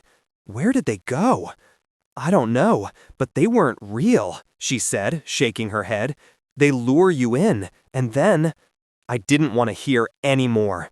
I bolted out of the truck stop, fear clawing at my insides. I climbed into my truck, my heart racing, desperate to leave the night behind. As I drove, the road stretched out before me, illuminated by my headlights. I stopped at a rest area to clear my head. The parking lot was eerily quiet, a haunted stillness hanging in the air. I got out and walked around, trying to shake off the weight of the night. Suddenly, I heard a rustling in the bushes nearby. I froze, straining to listen, but the rustling grew louder, and a figure stumbled into view. A young man, disheveled and wild-eyed, as if he had just run from something terrible. "Help me!" he cried, looking over his shoulder as if something was chasing him. "Hey, what happened?" I asked, stepping closer, concerned. "They're coming! You have to get out of here!" he shrieked, backing away from the bushes, panic etched on his face. "Who? What's going on?" He didn't answer, his eyes darting wildly around. "They're not real! They'll get you!" Before I could react, he turned and ran back into the darkness, leaving me standing there, heart pounding, the air feeling charged, and a sense of eyes watching me from the shadows. I rushed back to my truck, desperate to escape whatever darkness had followed me. As I climbed in, I glanced in the rearview mirror, half expecting to see whatever had been chasing the young man lurking behind me. But there was nothing, just the stillness of the night and the oppressive weight of fear pressing down on me. I started the engine and drove off, but the feeling of being watched remained, wrapping around me like a noose. I finally arrived at the warehouse where I was to drop off my delivery. The sun was just beginning to rise, casting a muted light over the parking lot. I parked the truck and stepped out, relieved to be at my destination. But as I walked toward the entrance door, I couldn't shake the feeling that something was waiting for me inside. The door creaked open as a man in a reflective vest greeted me, but his eyes held a flicker of fear. "Morning, you're just in time," he said, glancing at the truck. "Yeah, I had a weird night," I confessed, rubbing my eyes to shake off the exhaustion. He raised an eyebrow. "You all right? You look a little pale." "Just tired," I replied, forcing a smile. As I unloaded the truck, the weight of the night was pressing down on me, suffocating me. I felt a cold draft sweeping through the warehouse, and for a moment, the shadows seemed to deepen, a darkness closing in on me. Suddenly, I heard the whispering again, a faint, almost melodic sound. I turned around and saw a shadow dart across the wall, a figure flitting back and forth. My heart pounded as I tried to make it out, but it was gone before I could get a good look. "Hey, everything okay?" the man asked, noticing my sudden stillness. "Yeah," I lied, trying to shake off the unease. He shrugged, but cast a worried glance at the shadows. "You know, this place has a reputation. Some say it's haunted." I forced a laugh, but it felt hollow. "Yeah, I've heard." As I finished unloading, the coldness in the air intensified. The shadows deepened. I sensed a presence lingering, something dark and ancient, waiting for the right moment to reveal itself. Just then, I heard the whispering again, clearer this time. "Mark." It was soft, almost familiar, and it sent a shiver down my spine. "Who's there?" I called out, my voice trembling. The man looked at me, his eyes wide with fear. "Did you hear that?" I nodded, fear gathering in my stomach. "What is it?" I don't know," he stammered, backing away. "But we need to get out of here." Before we could flee, the shadows solidified, engulfing the light. I stumbled back, my heart racing as the whispers grew louder, surrounding me, my mind clamped in a vice. "Go away! Get away! Get away!" they screamed, a chorus of tormented souls lost in the darkness. I ran for the exit, but the shadows twisted, blocking my path. "No! Let me out!" I screamed, panic seizing me. Just as I reached the door, I felt a cold hand grip my shoulder, and I spun around to see a ghostly figure behind me, pale and hollow, its eyes sunken and empty. "You won't leave," it whispered, its voice like rusted metal. I ran back, terror coursing through me. I burst outside, gasping for air, the morning light feeling like salvation. I scrambled into my truck, heart pounding, and slammed the door shut. As I started the engine, I took one last look in the rearview mirror. The warehouse loomed behind me, an ominous shadow. But just as I was about to drive away, I caught a glimpse of figures standing at the edge of the lot, watching, their hollow eyes seeming to bore into my soul. I floored the gas pedal, determined to leave the horror behind. But as the sun rose over the horizon, I couldn't shake the feeling that something had followed me, just waiting for the next opportunity to draw me back into its dark embrace.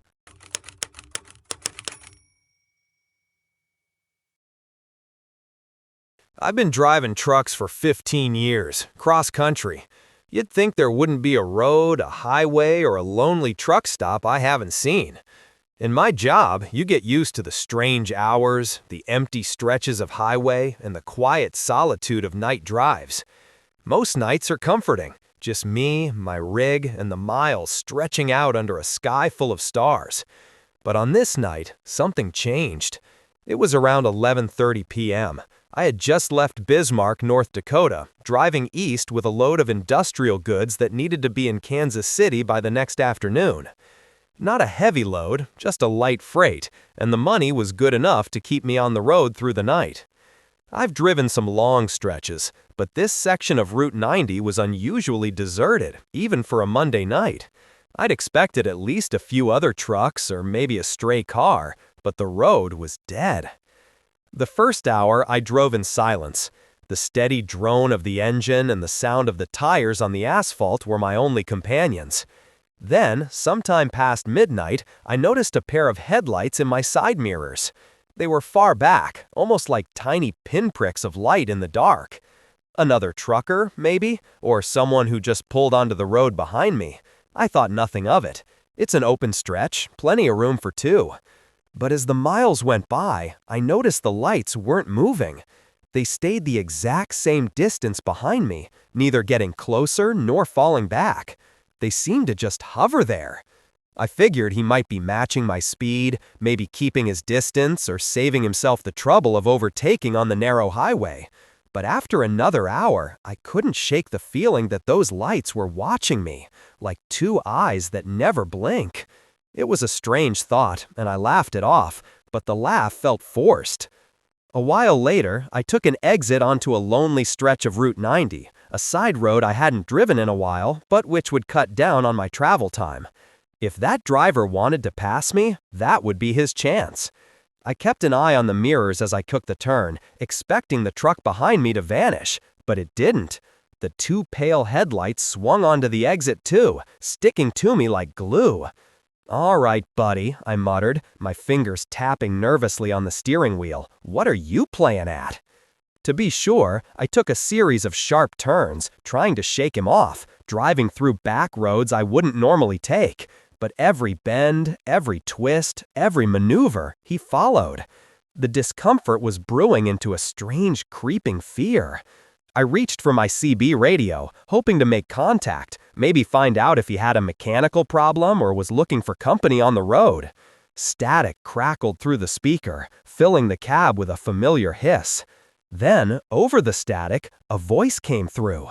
It was barely a whisper, distorted and broken, but clear enough to make out the words, "Shouldn't run away." A cold shiver crawled down my spine. I hadn't said anything, hadn't even keyed the microphone. The voice seemed to come out of nowhere, low, overlaid with the radio interference. I tried to respond, to form words, but before I could get a word out, the voice cut through again, this time louder. "Don't try to hide it."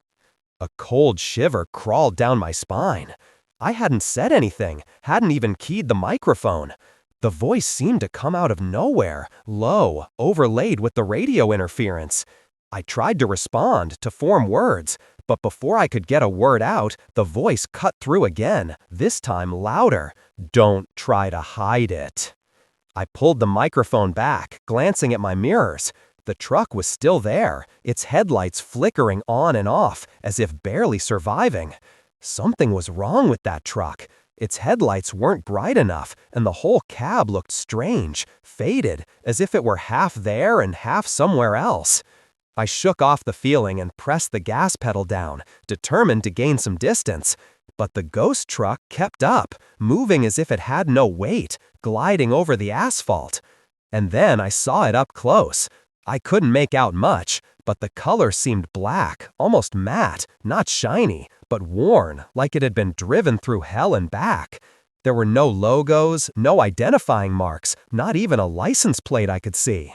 Just an empty cab, lurking in the darkness, drawing closer. My pulse raced, and I held my breath, hoping this nightmare would end soon. I fumbled with the CD player, hoping music would break the tension, but as I hit play, the static only grew louder, shriller. And then, as if on cue, the headlights behind me vanished. Relief flooded through me. Maybe the truck had finally given up or taken a side road. Regardless, I was thankful to be rid of it. But that relief was short-lived. As I passed a shadowed stretch of road, the two faint lights reappeared, much closer than before. I could feel them, like two unblinking eyes boring into the back of my head. My heart hammered in my chest as the truck drew nearer, close enough now that I could almost see into the cab. But as I looked inside, I saw nothing but darkness. The driver was just a shadow, a silhouette that seemed to move, its form merging with the shadows. The radio crackled one last time, the voice whispering, "You shouldn't have driven away." The voice was hollow, empty, as if coming from another world. My heart raced as I pushed the pedal to the floor. The engine screamed as I sped down the highway, desperate to escape the phantom truck. But no matter how fast I drove, the ghost truck stayed behind me, gliding through the darkness, its headlights casting an eerie glow on the road. Finally, I saw a small glimmer of hope, a truck stop ahead, its neon lights casting a soft glow over the parking lot. I pulled in, parking at the edge of the lot, my hands shaking as I shut off the engine. I watched the mirrors, waiting, but the ghost truck didn't follow me in. It vanished into the night, leaving me alone in the eerie silence. I stumbled out of my truck, feeling the cold night air bite at my skin, and walked into the diner. Another trucker sat at the counter, an old man with a gray beard and weary eyes. I told him about the truck, hoping he might have an explanation, but he just looked at me, his face pale. "You saw him too?" he whispered, his voice barely audible. I nodded, feeling a shiver run down my spine. Then he told me the story of a trucker who died on that road years ago, when his rig flipped over in a storm.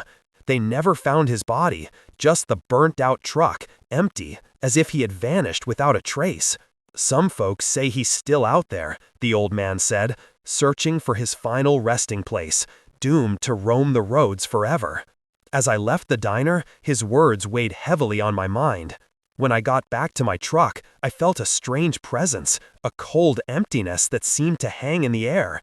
I started the engine and drove back onto the highway, but I couldn't shake the feeling that I was being watched. And then, just as I thought I was free, I saw them again, two faint lights flickering in my mirrors, closer than ever. The ghost truck was back, its headlights casting a spectral glow on the road as it followed me into the darkness. The radio crackled one last time, the voice whispering, "You can't escape."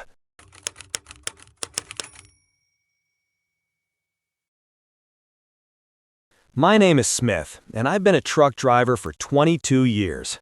I've traversed countless highways and back roads, hauling everything from fresh produce to heavy machinery.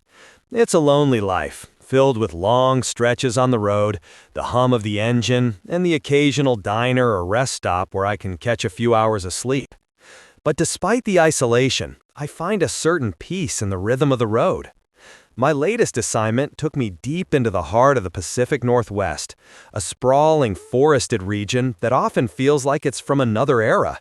The trees are ancient, gigantic towers that block out most of the sunlight, casting long shadows that dance eerily across the asphalt. This was the kind of place that inspired countless campfire stories, tales of the supernatural lurking just beyond the tree line. On this particular trip, I was on a tight schedule. I was tasked with delivering a load of materials to a remote logging operation deep within the woods. They needed the materials urgently, and I was the only driver available for the job. So I packed my gear into the cab, topped off the tank, and headed into the dense forests, determined to make the delivery on time. As I drove, I couldn't shake the feeling of being watched. The trees lined the road like sentinels, their twisted branches reaching out as if trying to grasp my truck and drag it into the depths of the forest. I dismissed the unease, attributing it to the late hour and the isolation. The road was empty, save for the occasional deer that darted across my path, and the only sound was the steady drone of my vehicle. After a few hours, the sun dipped below the horizon, and darkness enveloped the forest like a heavy blanket.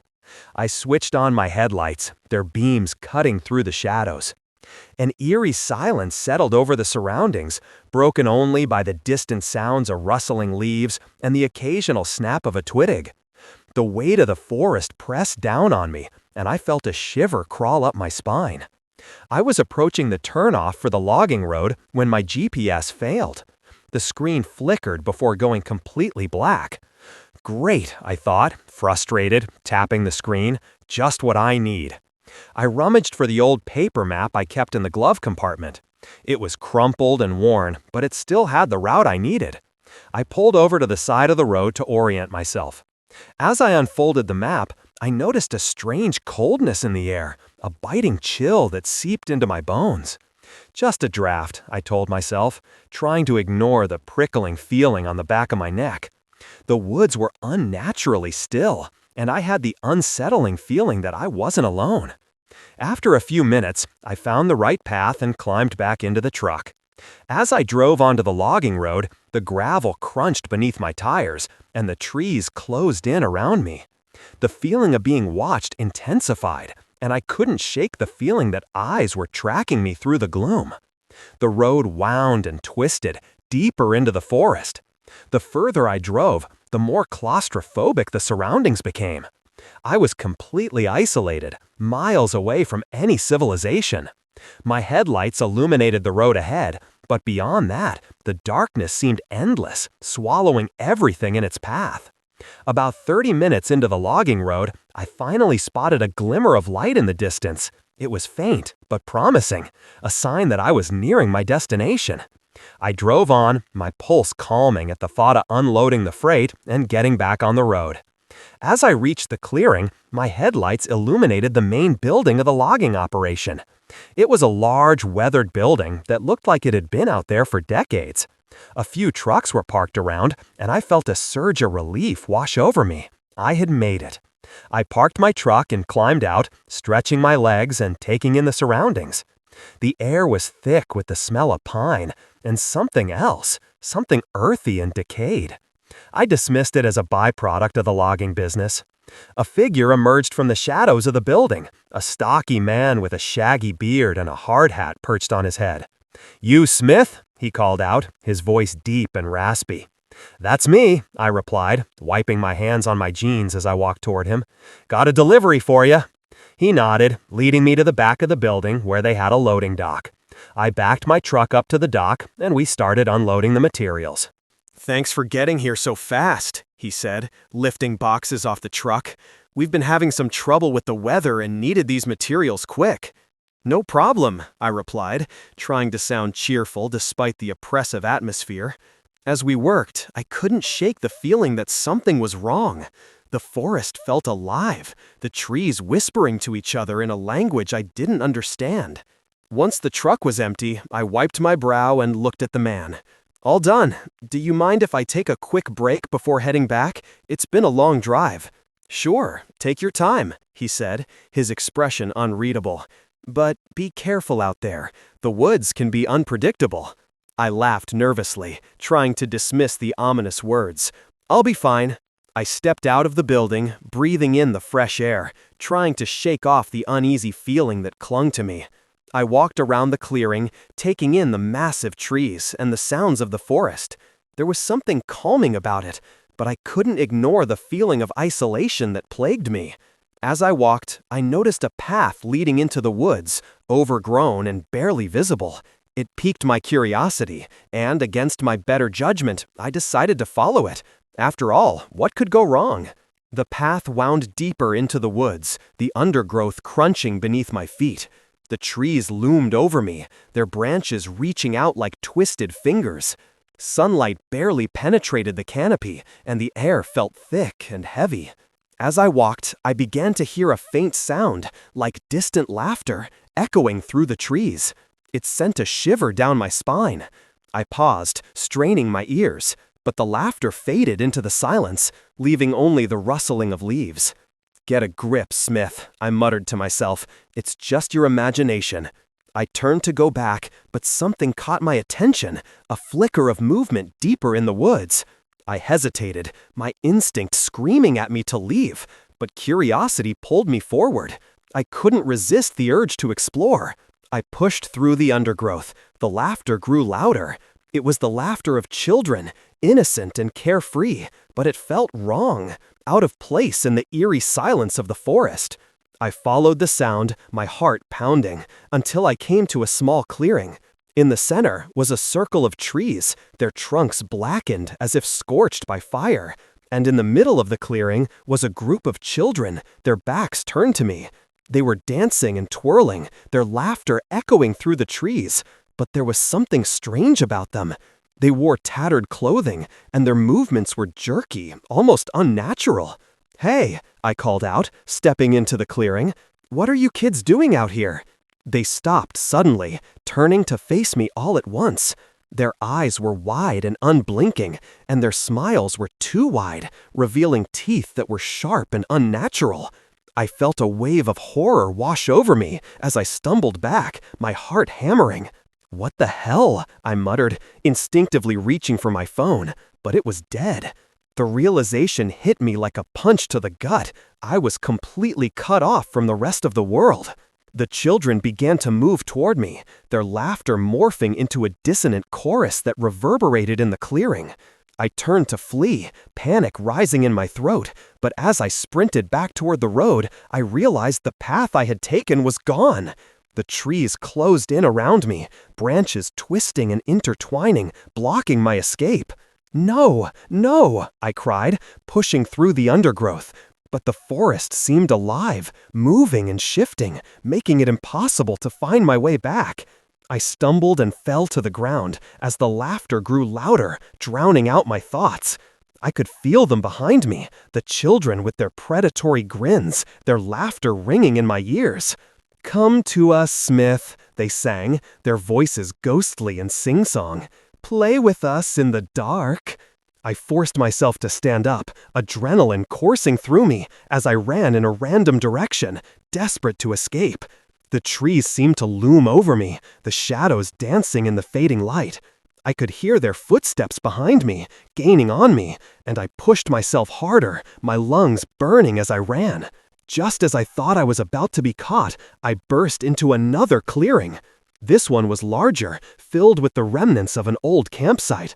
Abandoned tents were scattered everywhere, and in the center was a campfire, overgrown with weeds. I gasped for air, scanning the area for a way out, but as I turned around, I saw them, standing at the edge of the trees, their eyes glinting with malice. "Come back, Smith," one of them called out, stepping forward. "We just want to play." I felt a surge of anger mixed with fear. "Get away from me," I yelled, grabbing a fallen branch from the ground. "I'm not playing your games." But the children just laughed, a sound that chilled me to the bone. They approached slowly, their movements almost fluid as they encircled me. "Don't you want to stay with us forever?" they taunted, their voices echoing in my head. I fought against the growing despair. I couldn't let them win. I turned and ran again, across the other side of the clearing, hoping to find an opening in the trees. As I ran, the laughter faded, and I felt a spark of hope. I fought my way through the undergrowth, stumbling and scraping myself, the sounds of the forest surrounding me, the wind whispering through the leaves, encouraging me. Finally, after what felt like an eternity, I burst through the trees and onto a familiar path. My heart leaped with relief as I recognized the way back to the logging operation. I raced down the road, fueled by pure terror. I burst into the clearing, gasping for breath. The man was still outside, and he looked at me with surprise as I sprinted toward him. "Smith, what happened?" he asked, concern etched on his face. I tried to explain, but the words tumbled out in a jumbled mess. "Kids, in the woods, they wanted me to play," I gasped, pointing back toward the forest. "We have to get out of here." He frowned, looking in the direction of the trees. "There's nothing out there, man, just the woods." But I shook my head, my heart pounding. "No, I saw them. We have to go, now." He took a step back, his expression shifting from concern to suspicion. "Are you sure you're all right? Maybe you should sit down." "No time," I shouted, panic flooding my veins. "Get in the truck, we have to go." Finally, he relented, running toward his own truck. I followed him, leaping into the passenger seat and slamming the door shut. As he started the engine, I glanced back at the trees. For a moment, I thought I saw them, watching me, their eyes gleaming in the darkness, a twisted grin spreading across their faces. "Drive," I yelled, and he obeyed, spinning the wheel and flooring the gas. We sped down the logging road, the truck bouncing over the rough terrain as we left the clearing behind. I could still hear the laughter in my ears, a ghostly melody that would forever linger in the back of my mind. As we reached the main road, I let out a breath, realizing I had been holding it. We were safe, for now. But as I looked back into the forest, I knew the children were still there, waiting for their next victim, forever searching for those who were too foolish to venture too far into the heart of the woods.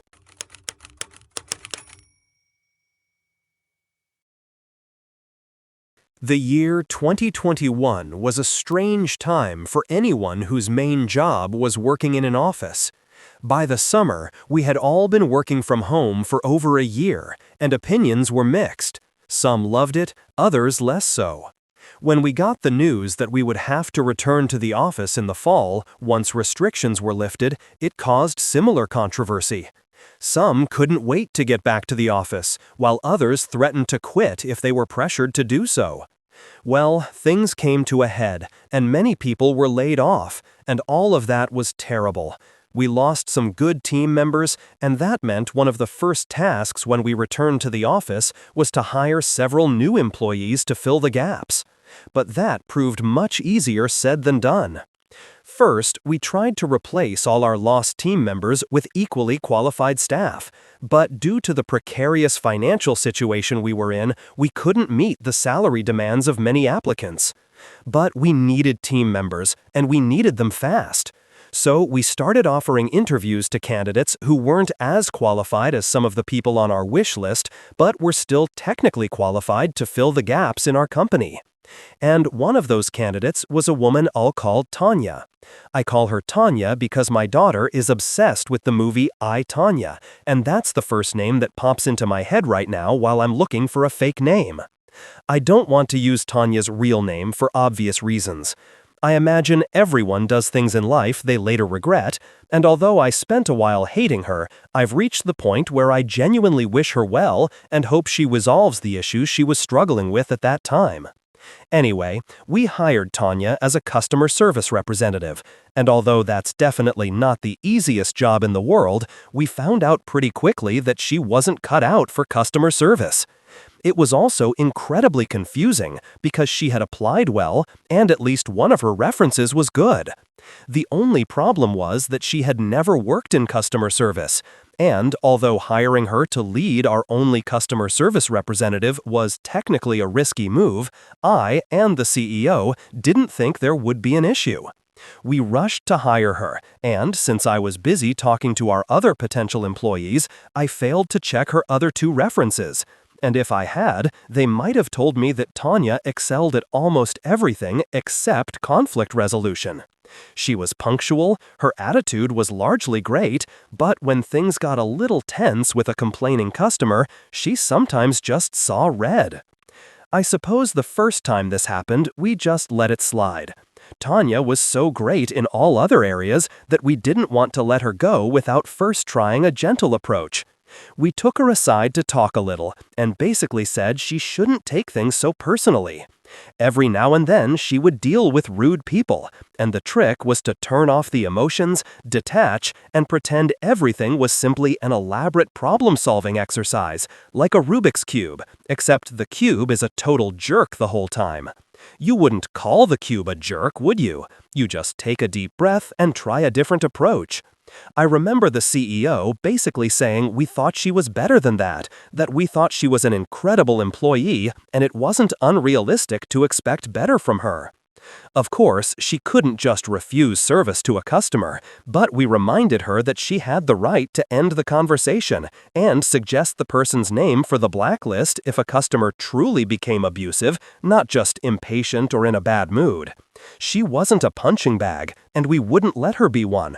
But at the same time, she needed to try to keep a cool head when dealing with customers, so we could separate the ill-tempered ones from the monstrous ones, and we would support her in that. Again, she agreed, thanked us for the feedback, and we ended the meeting on a very positive note. Cut to about 2 or 3 weeks later, and Tanya is once again in a shouting match with a customer on the phone, and the CEO asks me to give her an ultimatum: do whatever is necessary to avoid conflict with customers or be asked to leave, which was, of course, the polite and friendly way of saying she would be fired. I wasn't strictly in HR at the time. I was involved in hiring, but not in any official capacity.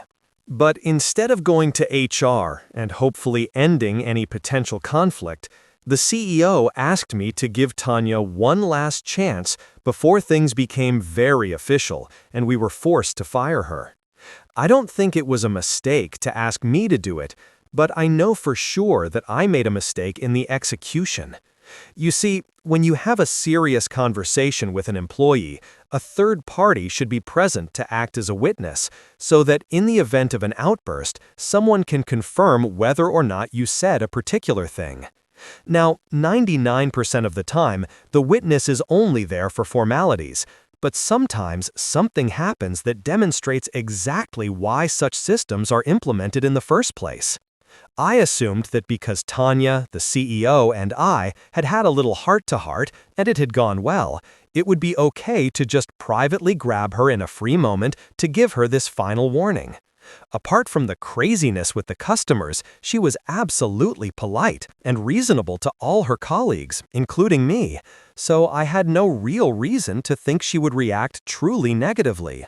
But I was wrong. So, the next afternoon, following the CEO's request, I was between tasks when I saw Tanya heading back to the storage room. I thought it was as good a time as any to talk to her about her approach to handling customer complaints. So I walked behind her, said hello, and then asked if we could talk briefly. Tanya said yes, and then I cautiously began to address the complaint situation.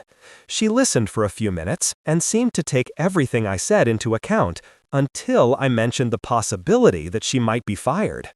First, she seemed to get a little nervous. Then, as I continued talking about the possibility of being fired, I could see her becoming a little emotional. I stopped speaking for a moment, asked if everything was okay, and she responded by taking a step back before turning toward one of the storage shelves. At this point, I was a little nervous. I mean, just like anyone else would be when the person you're talking to simply steps back and then turns away from you. My first thought was that it was somehow, I don't know, a way to calm down, that stepping back and turning around was her way of detaching and regaining composure. I asked again if everything was okay, but she didn't say anything again. Instead, she leaned back a little, then she threw her head forward and struck her face against the metal support of the shelf, that is, the posts on each side of a shelf that hold the actual shelves. At first, I was so shocked that I didn't react. Honestly, I just stood there, completely taken by surprise, until she did it a second time. And that second impact was what made the blood squirt from her nose like from a faucet. I stepped forward and tried to hold her to stop her from hurting herself further, but she let out this screechy scream, yelling, "Let me go! Help me! Help me!" I remember being so startled that I backed away from her, and as soon as she had enough space, she walked past me, opened the door to the main office, and stumbled in, sobbing, "Help me! Someone's gone crazy!" As far as I can recall, I will never forget that moment when I realized what Tanya was trying to do. She hadn't just gotten scared. She had had an emotional breakdown, and then she hit her head against a shelf, and all of that to make it look like I had attacked her. What followed were probably the most surreal and frightening minutes of my life. I don't blame anyone for how they reacted, because in 1 second, the office was quiet and productive. In the next, there was a young woman with blood dripping onto her blouse, screaming that she had been attacked and needed help. The last thing anyone would have done in that situation was to stop her and ask, "Did this man really attack you, or are you a dangerously unbalanced person who faked a serious assault to save your job?"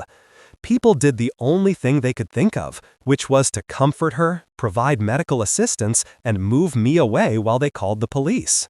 No one tried to restrain me or anything, but I could see in people's eyes that they were shocked by the idea that I had attacked Tanya. It was our CEO who, in the middle of a complete mess, told me I should leave for the day. Then, on the way out, he told me I should probably get a lawyer or something, because God knows things would probably become very legally difficult for me. But I only had one thing to say: check the cameras. I promise you I didn't do anything. Just check the cameras. I'm not sure if Tanya didn't know about the small camera in the storage room, or if she just forgot about it due to her minor breakdown or nervous crisis, but the entire incident was recorded on video. And all it took for the police officers to see the footage with our CEO and realize the truth of the incident. The CEO said he and the police officers watched the footage with their mouths open before declaring that there was no case against me at all. Tanya was fired, and all my colleagues were given the opportunity to watch the footage so they could see for themselves that I was innocent. And after that incident, I felt relieved.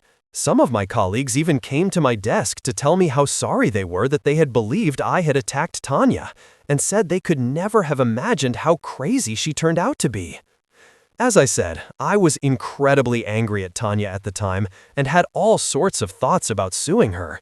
But the more I thought about it, the more I realized a person must be truly crazy to try to fake a crime in that manner and to physically injure herself in the process. And besides the fact that civil lawsuits are basically useless, a lawsuit against Tanya might bring some short-term satisfaction when she actually needed help, and by help, I mean serious psychological treatment. If she had harmed me in any way, or if she had damaged my property, that would have been a completely different story. But she didn't. The only person she ended up harming was herself. So, with all that in mind, in the unlikely event that you're hearing this, Tanya, I forgive you. I've also done things in life that I regret, things I did when my emotions were running high, and for which I should have taken a moment to think before I did them. And I see you as any other human being. Nothing really bad happened to me, and I don't need an apology. In fact, I believe the best news I could get right now would be that you are well, maybe living in a different city or something, and that everything you were struggling with at the time is already resolved and over. You scared me. But I'm sure you scared many other people too. Your family, your friends, your boyfriend or girlfriend. Those are the people I think of when I remember that incident from 2021. I sincerely hope you're doing better, and I want to take this opportunity to thank you for a valuable lesson. Sometimes, even if we take them for granted, there are certain rules or practices that exist for a very good reason. And recently, I heard a phrase that really stuck with me. The rules, as they say, are written in music.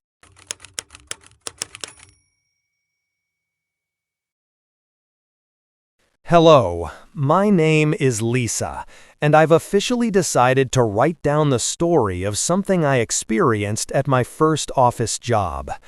When I started, I got to know all my colleagues. A guy named Marcus immediately stood out. Everyone was very nice to me, but Marcus simply ignored me and was then a bit rude and coarse when I approached him to introduce myself. People said he was like that with everyone and that I shouldn't worry. He came to work, did his job, and then went home without even sharing a good morning with the rest of us. I guess that was just his way. I still thought he was an idiot, but he was good at his job. And today, I prefer working with someone competent than with an incapable friend. But then came the day when Marcus started not being so good at his job anymore. He started coming in late, looked like he hadn't slept, and when he started regularly missing deadlines, management asked him if he wanted to take some time off to sort himself out. We never found out what was wrong with him, whether it was medical or something at home, but Marcus refused the time off and continued his poor performance.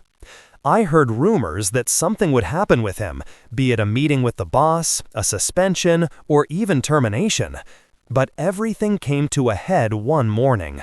Marcus came to work drunk and smelled of liquor. The news that Marcus was drunk spread through the office like wildfire, and we were all just waiting for something to happen. Finally, one of the bosses went out to talk to him. I don't know exactly what she said to him, but Marcus responded by yelling, "Let me do my damn job!" And then, without another word, she turned around, went back into her office, and closed the door. A minute later, the big boss, a bulky guy in his 50s, came out and gave Marcus what he deserved, telling him that if he didn't immediately take a taxi home, emphasis on the taxi, he would be fired immediately. Marcus began to curse at the boss, calling him all sorts of things I'd rather not repeat. Then, after announcing that he would call the police, our boss went back into his office. I hate to say it, but we sounded a little terrible. Everyone in the office was completely fascinated. Someone was having a complete breakdown right in front of us. And as sad and unsettling as it was, we were all completely glued to it. And somehow, I also felt sorry for Marcus. I don't think anyone in the office enjoyed what was happening, but Marcus was drunk and also sounded very angry. With the chances that things could escalate so high, I guess that's what kept us all attentive. Anyway, our big boss only came out of his office one more time to warn Marcus that the police were on their way, but Marcus just told him to go to hell. Then, maybe 20 or 30 minutes later, the police officers arrived and asked Marcus to leave. At this point, we were all watching. All the bosses had come out of their offices. Everyone was standing on their cubicles. We had turned our chairs sideways, all to see poor Marcus being thrown out or possibly arrested. Someone, I didn't see who, but it was one of my colleagues, yelled, "Just go, buddy! Get help!" Not even derogatorily. They meant it sincerely, I believe. And Marcus responded by yelling something back, and that's when the police officers decided he should be arrested. One of them began shouting, "Get up and put your hands behind your back," while the other prepared to handcuff him. But he still refused to move, constantly telling them to go to hell. And that's when the real fight began. One of the police officers tried to grab Marcus's arms, and he pushed them away generally. Then the other police officer intervened, and both tried to restrain Marcus when he suddenly turned and twisted, and all you heard was one of the police officers shouting, "He's got a gun! He's got a gun!" Someone, and I don't know who, but it was one of my colleagues, shouted, "Everyone on the floor!" And that's what we did. Almost instinctively, we all threw ourselves onto the floor as quickly as possible, and I remember praying not to hear a shot until I heard 3 loud bangs. This might sound strange to some Americans and non-Americans alike, but I had never heard a gunshot until that day, and let me tell you, it's something I never want to experience that closely again. I believe it might have been the enclosed space of the office. Not that enclosed, but you get what I mean. Combined with my fear that made the bang seem so loud. But it was definitely the second most frightening thing I've ever experienced. But then, the most frightening thing was what I saw when I finally got up. I assume one of the police officers panicked, and instead of helping to remove Marcus's hand from the other officer's gun, he simply drew his own and shot him 3 times in the back. I didn't see it at first. I just heard screams and a woman shouting, "Oh my God, oh my God," before bursting into tears and having to be taken away. I stayed down at first, thinking maybe it was Marcus who had shot. But then, when I heard the 2 police officers talking to each other, I finally stood up and made the mistake of looking in their direction. And there was so much blood. I never thought a person could bleed so much and still be alive, but he was. Marcus had somehow managed to survive after being shot 3 times at close range. And seeing him move and try to breathe gave some people hope. The police officer who had shot him came out of the office, sobbing, saying, "He had your gun. I swear to God, he almost had your gun." Sometime afterward, when they had stabilized him and the emergency services arrived, they placed Marcus on a stretcher and took him to the waiting ambulance outside. The rest of the workday was canceled, and we found out that evening that Marcus had actually died on the way to the hospital. It was devastating. I didn't even know Marcus that well. I didn't even particularly like him.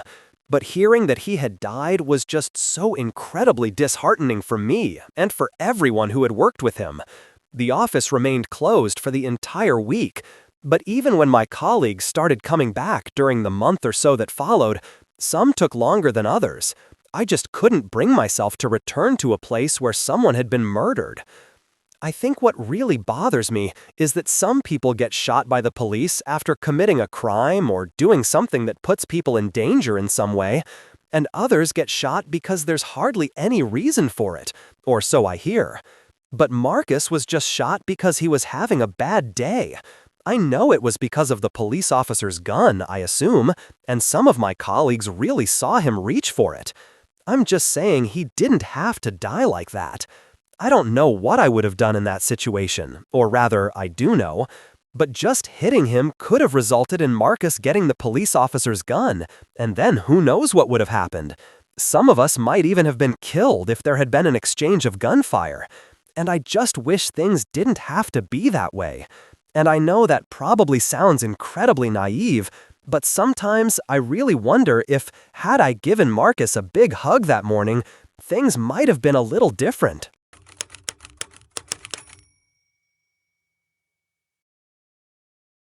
I used to do deliveries to about 20 or 30 office buildings all over Germany. I delivered to the same places week after week for almost 3 years, which meant I got to know some people there quite well. There was this guy, a few years older than me, who always came out to receive deliveries at a specific building. We chatted a bit here and there, and that's how I found out he played Xbox, specifically a game called Battlefield 1. For those who don't know, Battlefield 1 is a shooter game where you play in teams, and the better your team communicates and works together, the more effective you are and the more fun you have. So I got this guy's gamer tag, and a friend and I then linked up with him and his friends to play a few rounds of Conquest. We didn't play with those people every night, just occasionally when we weren't playing PUBG, which had just come out on console at the time. But it was nice to see him online too, besides the offline contact. And since then, we were pretty friendly with each other. And so, in the summer of 2018, I drove to my gaming friend's office building to make a regular delivery, but found the place closed. Not closed with no one around and no cars in the parking lot. The place seemed open, but the doors were locked, and there were many police cars outside. I stopped, jumped out of my express van, and then went to the door to ask the police officers what was going on. One seemed genuinely calm and told me he really didn't know, that he was just told to keep an eye on the main entrance and that all employees had gone home for the day. I thanked him for the information and just continued my deliveries. But when I got home that evening and turned on my Xbox, my office friend was playing Battlefield 1 with his friends. I joined their group chat to ask him if everything was all right.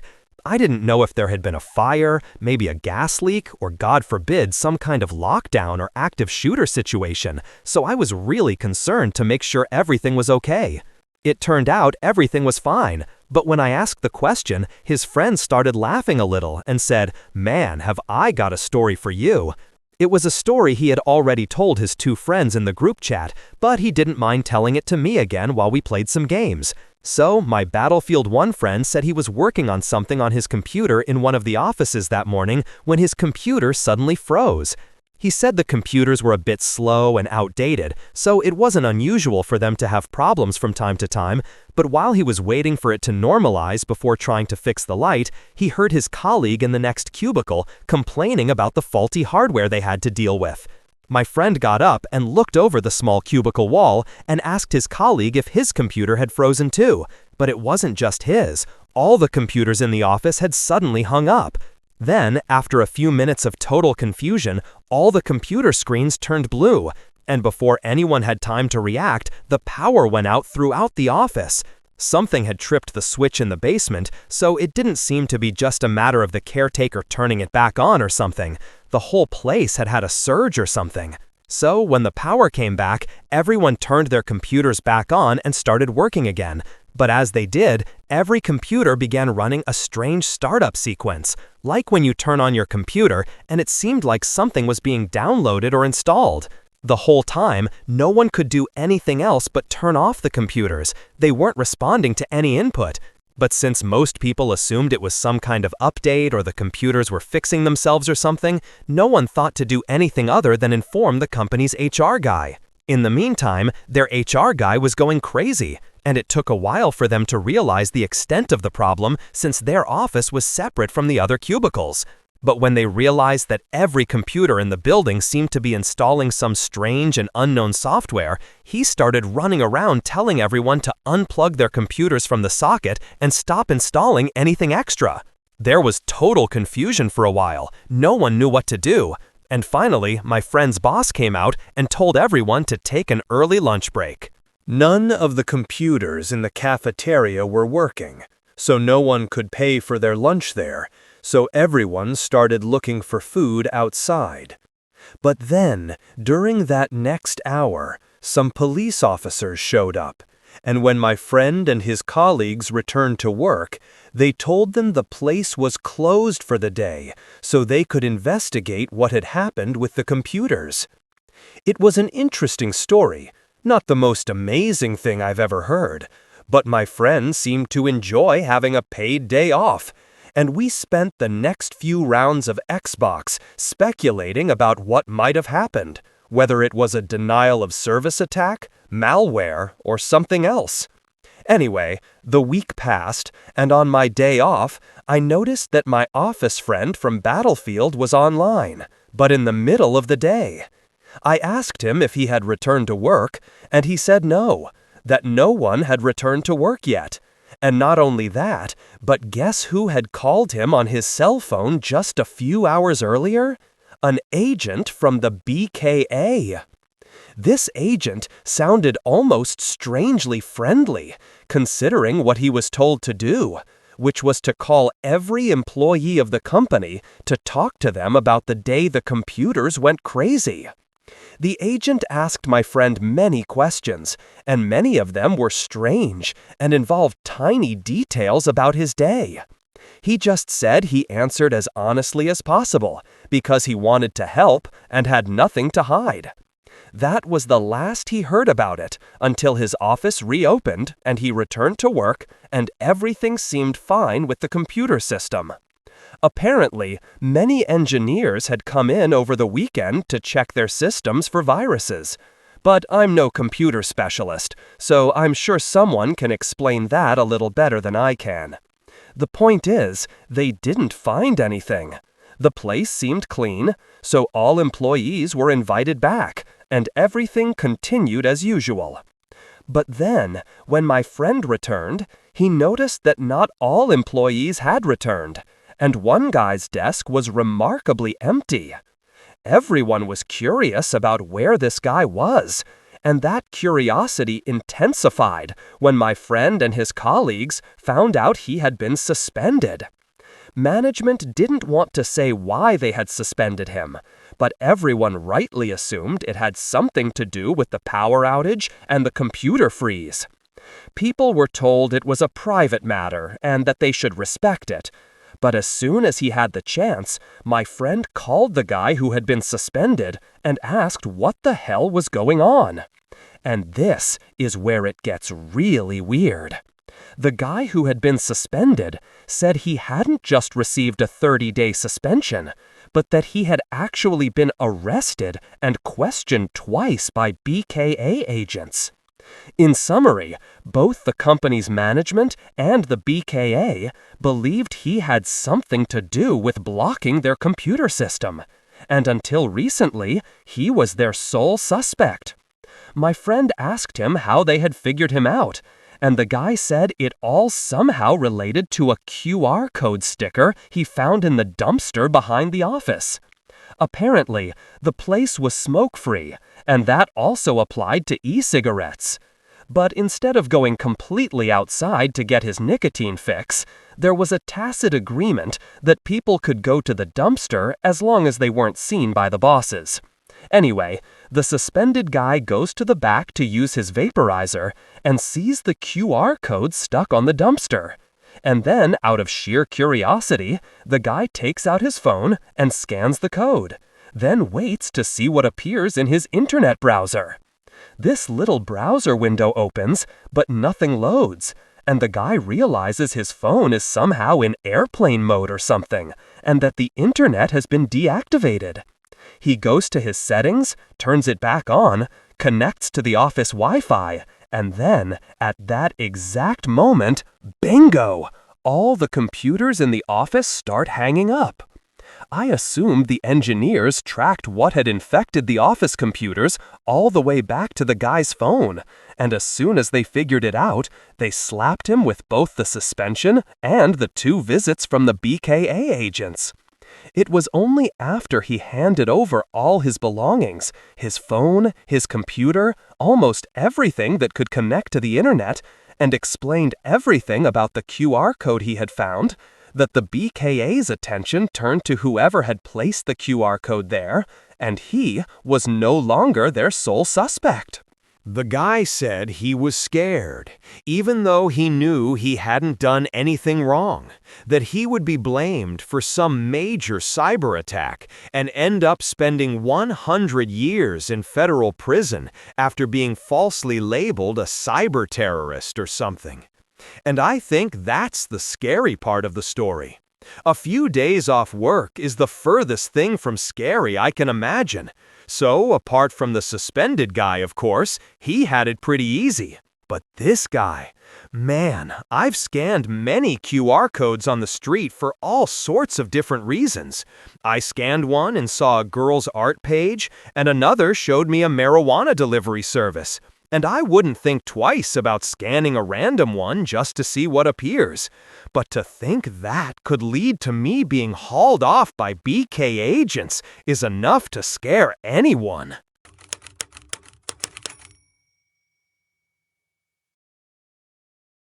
I live and work just outside of St. in a place called San Rafael, and like all offices in the country, we started working from home in April 2020. By April of the next year, there were still all sorts of rules for crowds and distances, and some team members continued to work from home, but the vast majority of us returned to the office because of all the associated benefits: free lunches, hot drinks, lower utility bills at home, and, well, to graze. In short, it was our second week back in the office, around 11:30 in the morning, and I was sitting at my desk trying to finish something before heading to the canteen for lunch. My desk is on the exterior wall of the office, which has long windows, and I was working when something caught my attention right outside the window. I looked over and saw it was one of those small drones just hovering in the air. I pointed it out to my colleague, and it was she who noticed the small camera attached to it. That's when we realized someone was outside using it to film or take photos of us. One by one, everyone in the office noticed the small drone, and after flying back and forth for a while, it suddenly disappeared from sight. Our manager came out of his office to see what was going on, and when we told him we were pretty sure someone had used their drone to spy on the office, he announced that he would go down to security to talk to them about it. Gradually, everyone returned to their work, and we spent the last hour before lunch. Everyone went down to the canteen to get something to eat. An hour later, when we all returned from lunch, our office manager told us that security had found a guy outside the complex who was apparently responsible for the drone. We work in a kind of industrial complex with several other offices and businesses, but there was a guy at the gate checking IDs to ensure only personnel entered the complex. He had denied access to the guy with the drone after finding out he didn't have any identification, but instead he had simply driven a little further down the road, parked his car, and then came out to fly his drone over the fence. Security then received messages about the drone, found out the guy had parked a little way down the road, and then went over to tell him to leave. But the guy refused. He claimed the right to fly his drone over private property and told security to call the police if they wanted him to leave. Shortly thereafter, our office manager informed us of the situation, saying that security was waiting for the police to ask the guy to leave. Apparently, he was still flying his drone around the complex, but if he reappeared at our windows, we were told to ignore him and try to continue with our work. We didn't see the drone again for the rest of the day, but the next morning, as I was on my way to work, I saw the guy's car parked a little way down the road and could see him leaning against it, watching everyone who entered the complex. Then, just an hour before our lunch break, the drone reappeared at the window and began hovering back and forth, watching us or taking photos, just like the day before. Everyone gradually noticed the drone, and our office manager came to see what was going on. In short, on this second day, the police came for the second time to ask the drone guy to leave, and the security guard from the main entrance accompanied them to hear what was said. At first, the drone guy claimed he was an auditor who had come to inspect the property. That sounded somewhat legitimate at first, so both the police and our security guard thought he might actually be in some capacity. So they asked him to show his identification papers.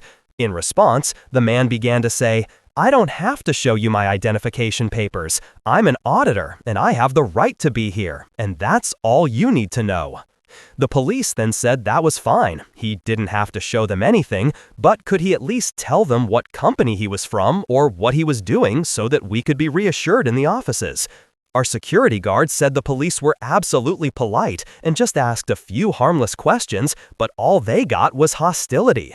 Not too aggressive, it's true. The man simply refused to answer any questions and continued to say, "I'm an auditor and I have the right to be here."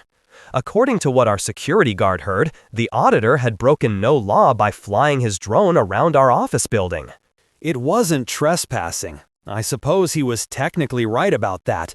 But the police told him that if he repeatedly used the drone to take photos of us, that would eventually be considered harassment, and they would arrest and charge him if we decided to file a complaint.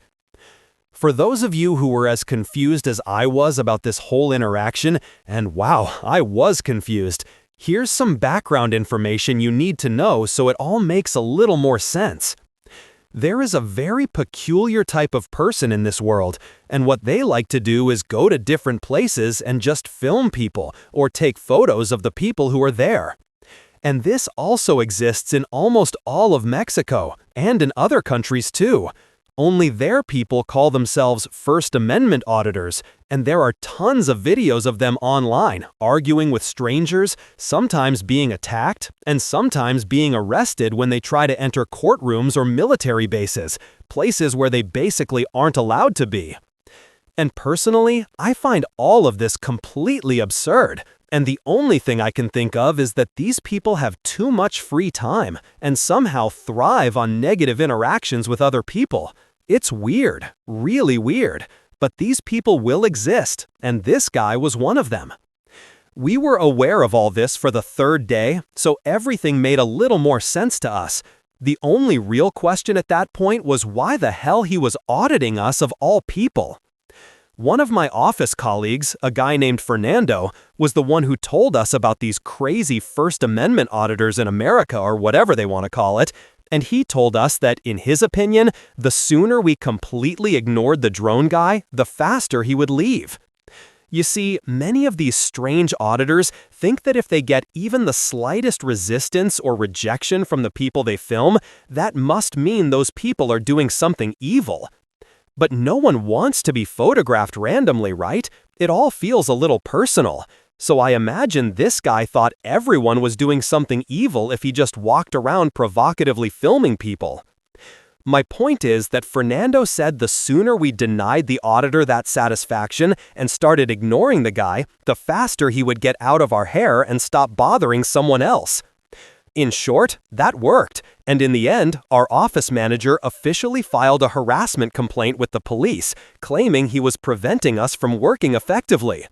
It was a bit exaggerated on his part, but it definitely wasn't pleasant to know he was watching us through that little camera in the drone. The day after the harassment complaint was filed, we were all waiting at 11:30 to see if the drone would reappear at the window. And when it was 11:45 and no appearance occurred, some of us made a little noise to celebrate that the boring little saga was finally over. But it wasn't over yet. We still had a long way to go before that happened. So, on that day, the drone didn't appear. That was a Thursday. But then the next morning on the way to work, I noticed someone standing outside the front door filming everyone who entered the industrial complex on his cell phone. As I got closer, I recognized him. It was the strange auditor, but this time he didn't have a drone. But he was still there as I approached the complex, and the security guard at the gate let me in. I could see the auditor guy filming me with his cell phone, not just my car, but he held his phone at stomach level and tried to film my face as I stopped to raise the barrier. As I mentioned before, it was deeply unpleasant, but all he was doing was taking photos of us. What I wanted to know more than anything was why he was doing it. I remember discussing this with some of my colleagues that day, but none of us could come to a definitive answer. Even our office manager, who was in regular contact with security at the time, said they had no idea why he was taking photos of people. Every time they asked him, he just said, "That's none of your business," or something similar. And everything else just made him say, "Call the police." Then, I learned later that day that the police had removed him. They gave him some kind of order that meant they could arrest him if he didn't leave. And so, he left, only to return a few days later when we all came back to work on Monday morning. When I saw him this time, my curiosity probably overwhelmed me. I had always been a little suspicious of the guy, not really scared, but definitely not willing to approach him in any way. But that Monday, my curiosity completely overwhelmed me, and while I waited for the barrier to go up, I rolled down the passenger side window and shouted for him to come over. The first thing he did was film me by simply holding his phone out of the opened window, probably to get a better picture of me. That didn't particularly bother me at that moment, as he had already photographed me dozens of times. But I took the opportunity to ask him why he was so determined to waste his time at our industrial complex. I'll never forget how he asked, "Excuse me? What nonsense are you talking about? I didn't quite catch that." And when I repeated myself, he lowered the phone to make eye contact with me and said, "I know what you're doing inside, and when I have proof of it, you'll be in trouble. Mark my words." Just so you know, our company was a marketing firm specializing in graphics and logos. A small company might contact us, ask us to prepare a portfolio of potential branding ideas, and then pay a flat fee for our time, our experience, and the rights to use all the designs our art department created. As far as I knew, the other businesses in the complex were a warehouse that rented containers to the public, a company that sold ink cartridges, and then 2 consulting firms that I'm almost certain specialized in IT. Everything was very innocent and quite boring, to be honest, so it made no sense for the auditor to tell me, "You'll be in trouble." I asked him what he meant, or rather what he thought we were doing there, and he replied and said, "You'll tell me, sweetie, you'll tell me," in the most absurd way imaginable. I told him to leave, closed the window again, and then drove off to park my car in my office parking lot.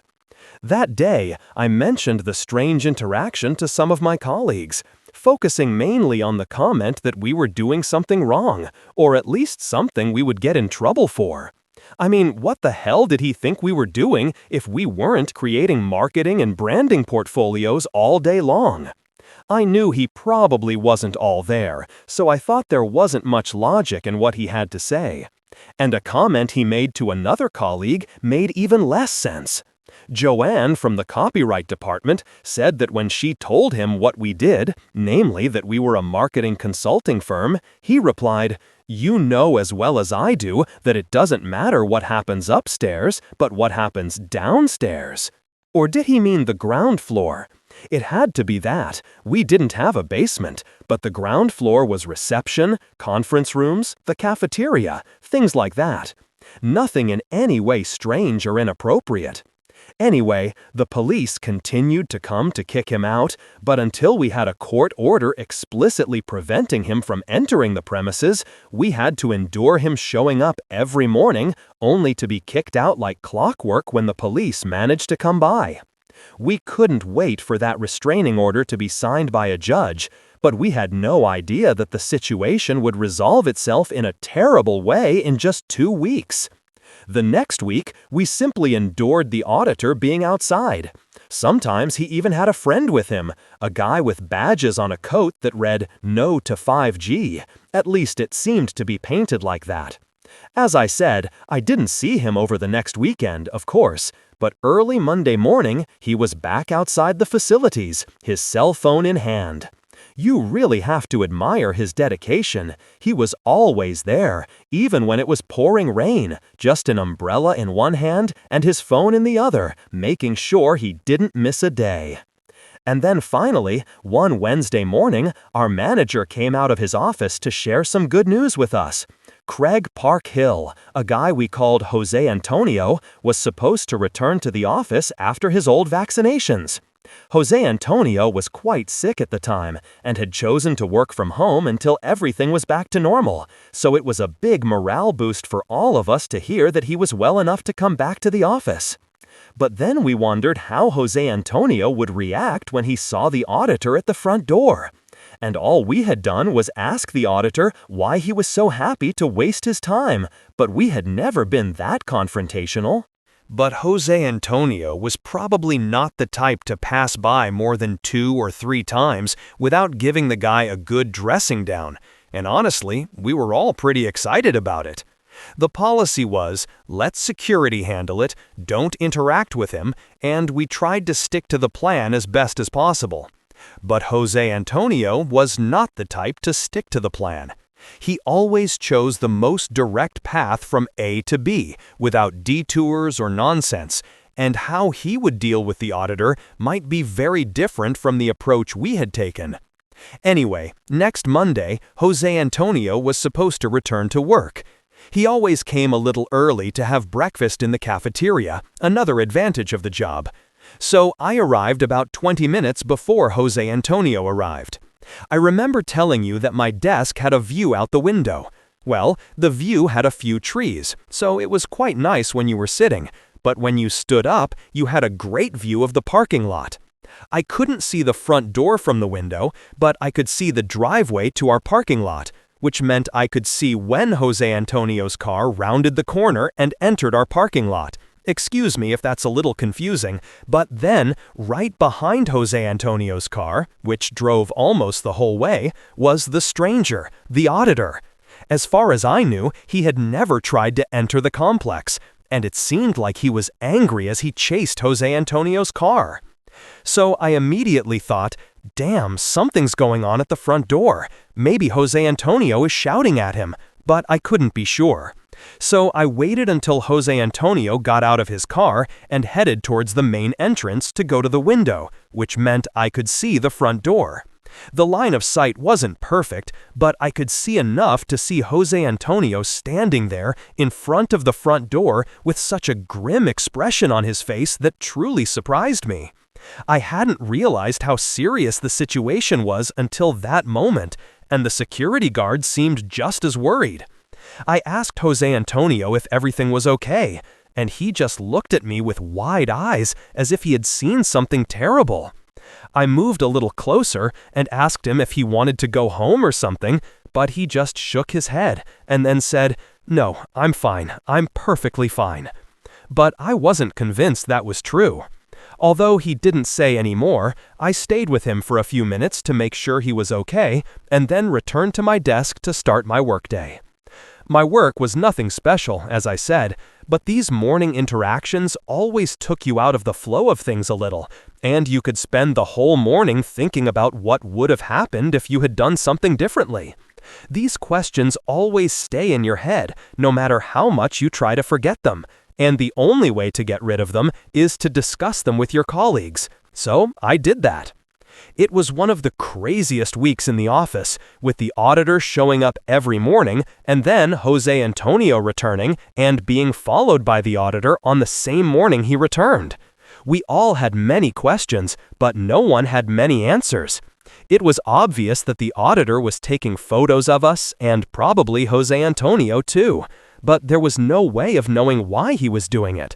Then, at 9 in the morning, we had a conversation with the police, and they told us we could call them immediately if the auditor showed up again and did anything even remotely threatening, and they would detain him for harassment. That wasn't a comforting thought. I mean, couldn't he have done that from the beginning if he had really planned it? So we suddenly felt like we were on borrowed time.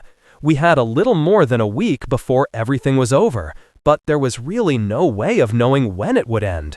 It was as if we were all waiting for the auditor to just get bored, give up, and leave. But how could we be sure?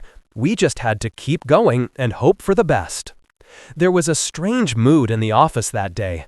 Everyone was talking as usual, but no one seemed truly present. We were probably all thinking the same thing, and it was hard to concentrate on work when you knew the auditor could be outside at any moment, filming everything we did. And nothing zaps your motivation faster than knowing someone is watching everything you do. Anyway, it was a long day. We left the office around 6:30 in the evening as usual, and when I got home, I just collapsed onto the couch and turned on the TV. I didn't want to think about work.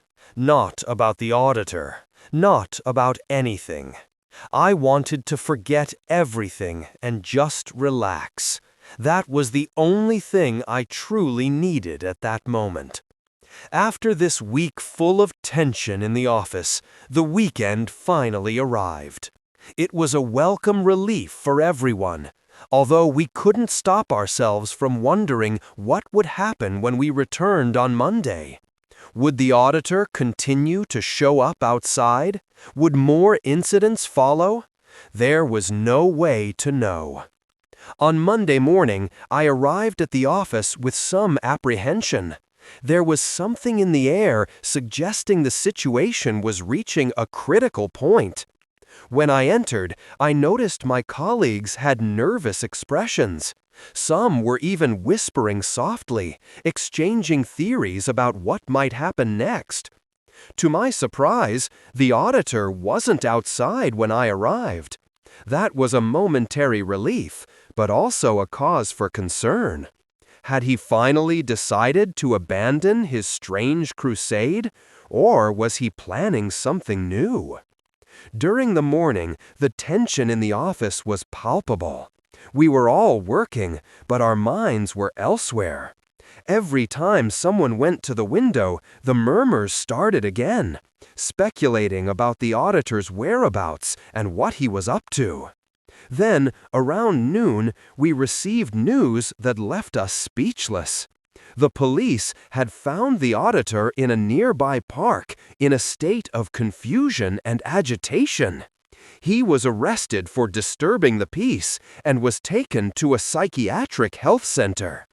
The news was a shock to all of us. Despite everything that had happened, we had never thought the situation would come to this extreme.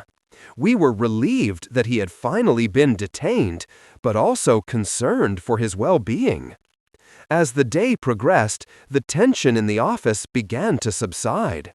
With the auditor out of the picture, we could finally focus on our work again. However, the experience left a feeling of unease that lingered long afterward. Over time, life in the office returned to normal. The incident with the auditor became an anecdote told to new employees, but we never forgot what we had gone through during those weeks of uncertainty. And so, life continued, with its ups and downs and its moments of calm. But the experience with the auditor left us with an important lesson. Never underestimate the power of unpredictable human behavior.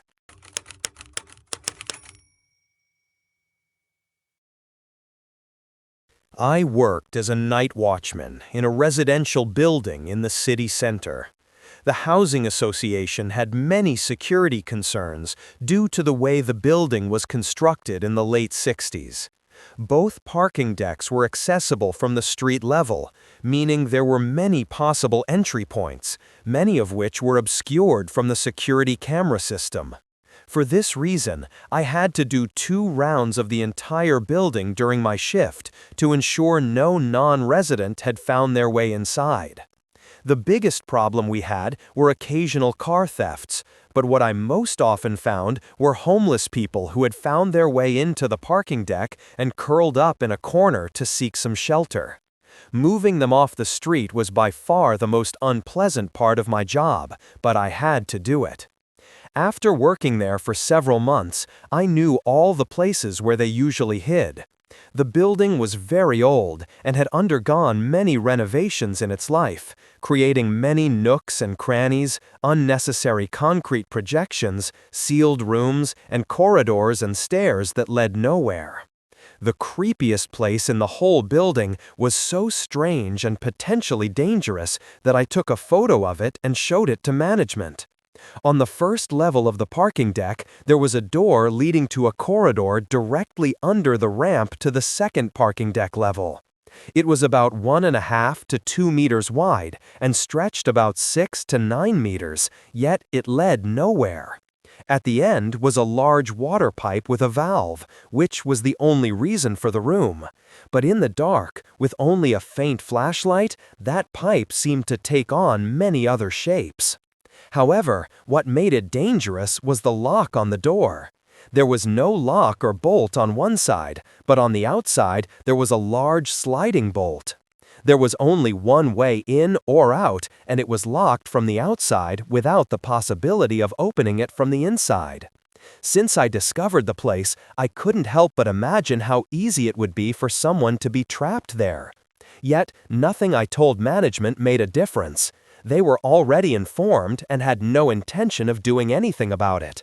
Unfortunately, that meant I had to open and check the door every night, but I never entered that place. I was too afraid. Months went by like this, and then, one day, my worst nightmare came true. It was around 3 in the morning, in the middle of my shift. I was doing my rounds on the parking deck, and everything was normal. It was a quiet Wednesday night, there were no problems or suspicious activities on the cameras, so I was pretty relaxed. But at some point, I was forced to pay attention. I heard the sound of a door slamming shut on the other side of the parking deck. I wasn't sure where it came from, so I walked over to investigate. My heart sank a little when I saw that the door to the dead-end corridor was wide open. I looked around to see if anyone was on the parking deck, but it seemed empty. I called out to scare off anyone who was hiding, but I got no answer, and no one appeared. I was only worried that someone was hiding in the dead end, so I walked over. I illuminated the corridor with my flashlight and felt relieved for a moment when I saw that no one was there. However, there was an empty glass bottle about 3 meters in. I sighed and rolled my eyes, thinking someone had been drinking there and quickly ran away when they saw me snooping around, accidentally making noise while running. It wouldn't have been difficult for someone to climb over the parked cars and jump over the fence onto the neighboring parking deck if I got there, as the garage was partially underground at that point. That was actually a common entry point, because the dead-end corridor was in a prominent camera blind spot. Unfortunately, I wasn't allowed to leave trash anywhere if I saw it, so I knew I had to pick up that bottle. Of course, I felt the fear boiling up inside me, just because I had to take a few steps into that corridor. I almost didn't do it, but I rationalized that there was no way someone would come out and lock me in. I took a deep breath and went inside, but just as I reached the bottle, the door slammed shut. I immediately ran to the door, but when I got there, it was already locked. I started banging on the door and shouting for help, but no one was there. I felt like I was being buried alive. I could barely breathe. If I hadn't had a flashlight, I would have been in deep trouble. I wouldn't have been able to see anything. As soon as I realized I wouldn't be getting out soon, I reached for my phone. To my horror, however, I had no signal at all. The walls were made of concrete blocks, and the door was metal. Plus, the entire 6-story building was above me. No matter what I tried, I couldn't connect to emergency services. There was absolutely nothing I could do. I was completely trapped. The only way out would be if someone opened the door from the outside. But it was 3 in the morning, and it would be hours before someone came to work in the morning. And during that time, whoever had locked me in would do whatever they wanted on the parking deck. I heard several car alarms going off and knew what was happening. Somehow, they were all turned off after a few minutes. I kept banging on the door and shouting, but no one came. After a while, if I'm being completely honest, I lost hope that I would be free anytime soon and focused on staying calm. I sat down against the wall and turned off my flashlight to save battery, but only after making sure I was completely alone. Every few minutes, I would knock on the door several times. It took about 2 hours, but I finally managed to get the attention of someone who was going to work early in the morning. I thanked him when he let me out, but unfortunately, the next thing I had to do was call the police because I quickly noticed that dozens of cars had been damaged. There was broken glass everywhere on the parking deck from all the windows that had been smashed. Whoever it was knew exactly what they were doing. They knew how to lock me in there, and they knew how to silence the car alarms. We only had security personnel on weekends, and that made us vulnerable on a seemingly harmless Wednesday. In total, tens of thousands of dollars in damage and theft occurred, and I was fired from my job. Not that I wanted to go back anyway. The perpetrator was never identified on the cameras, and never was.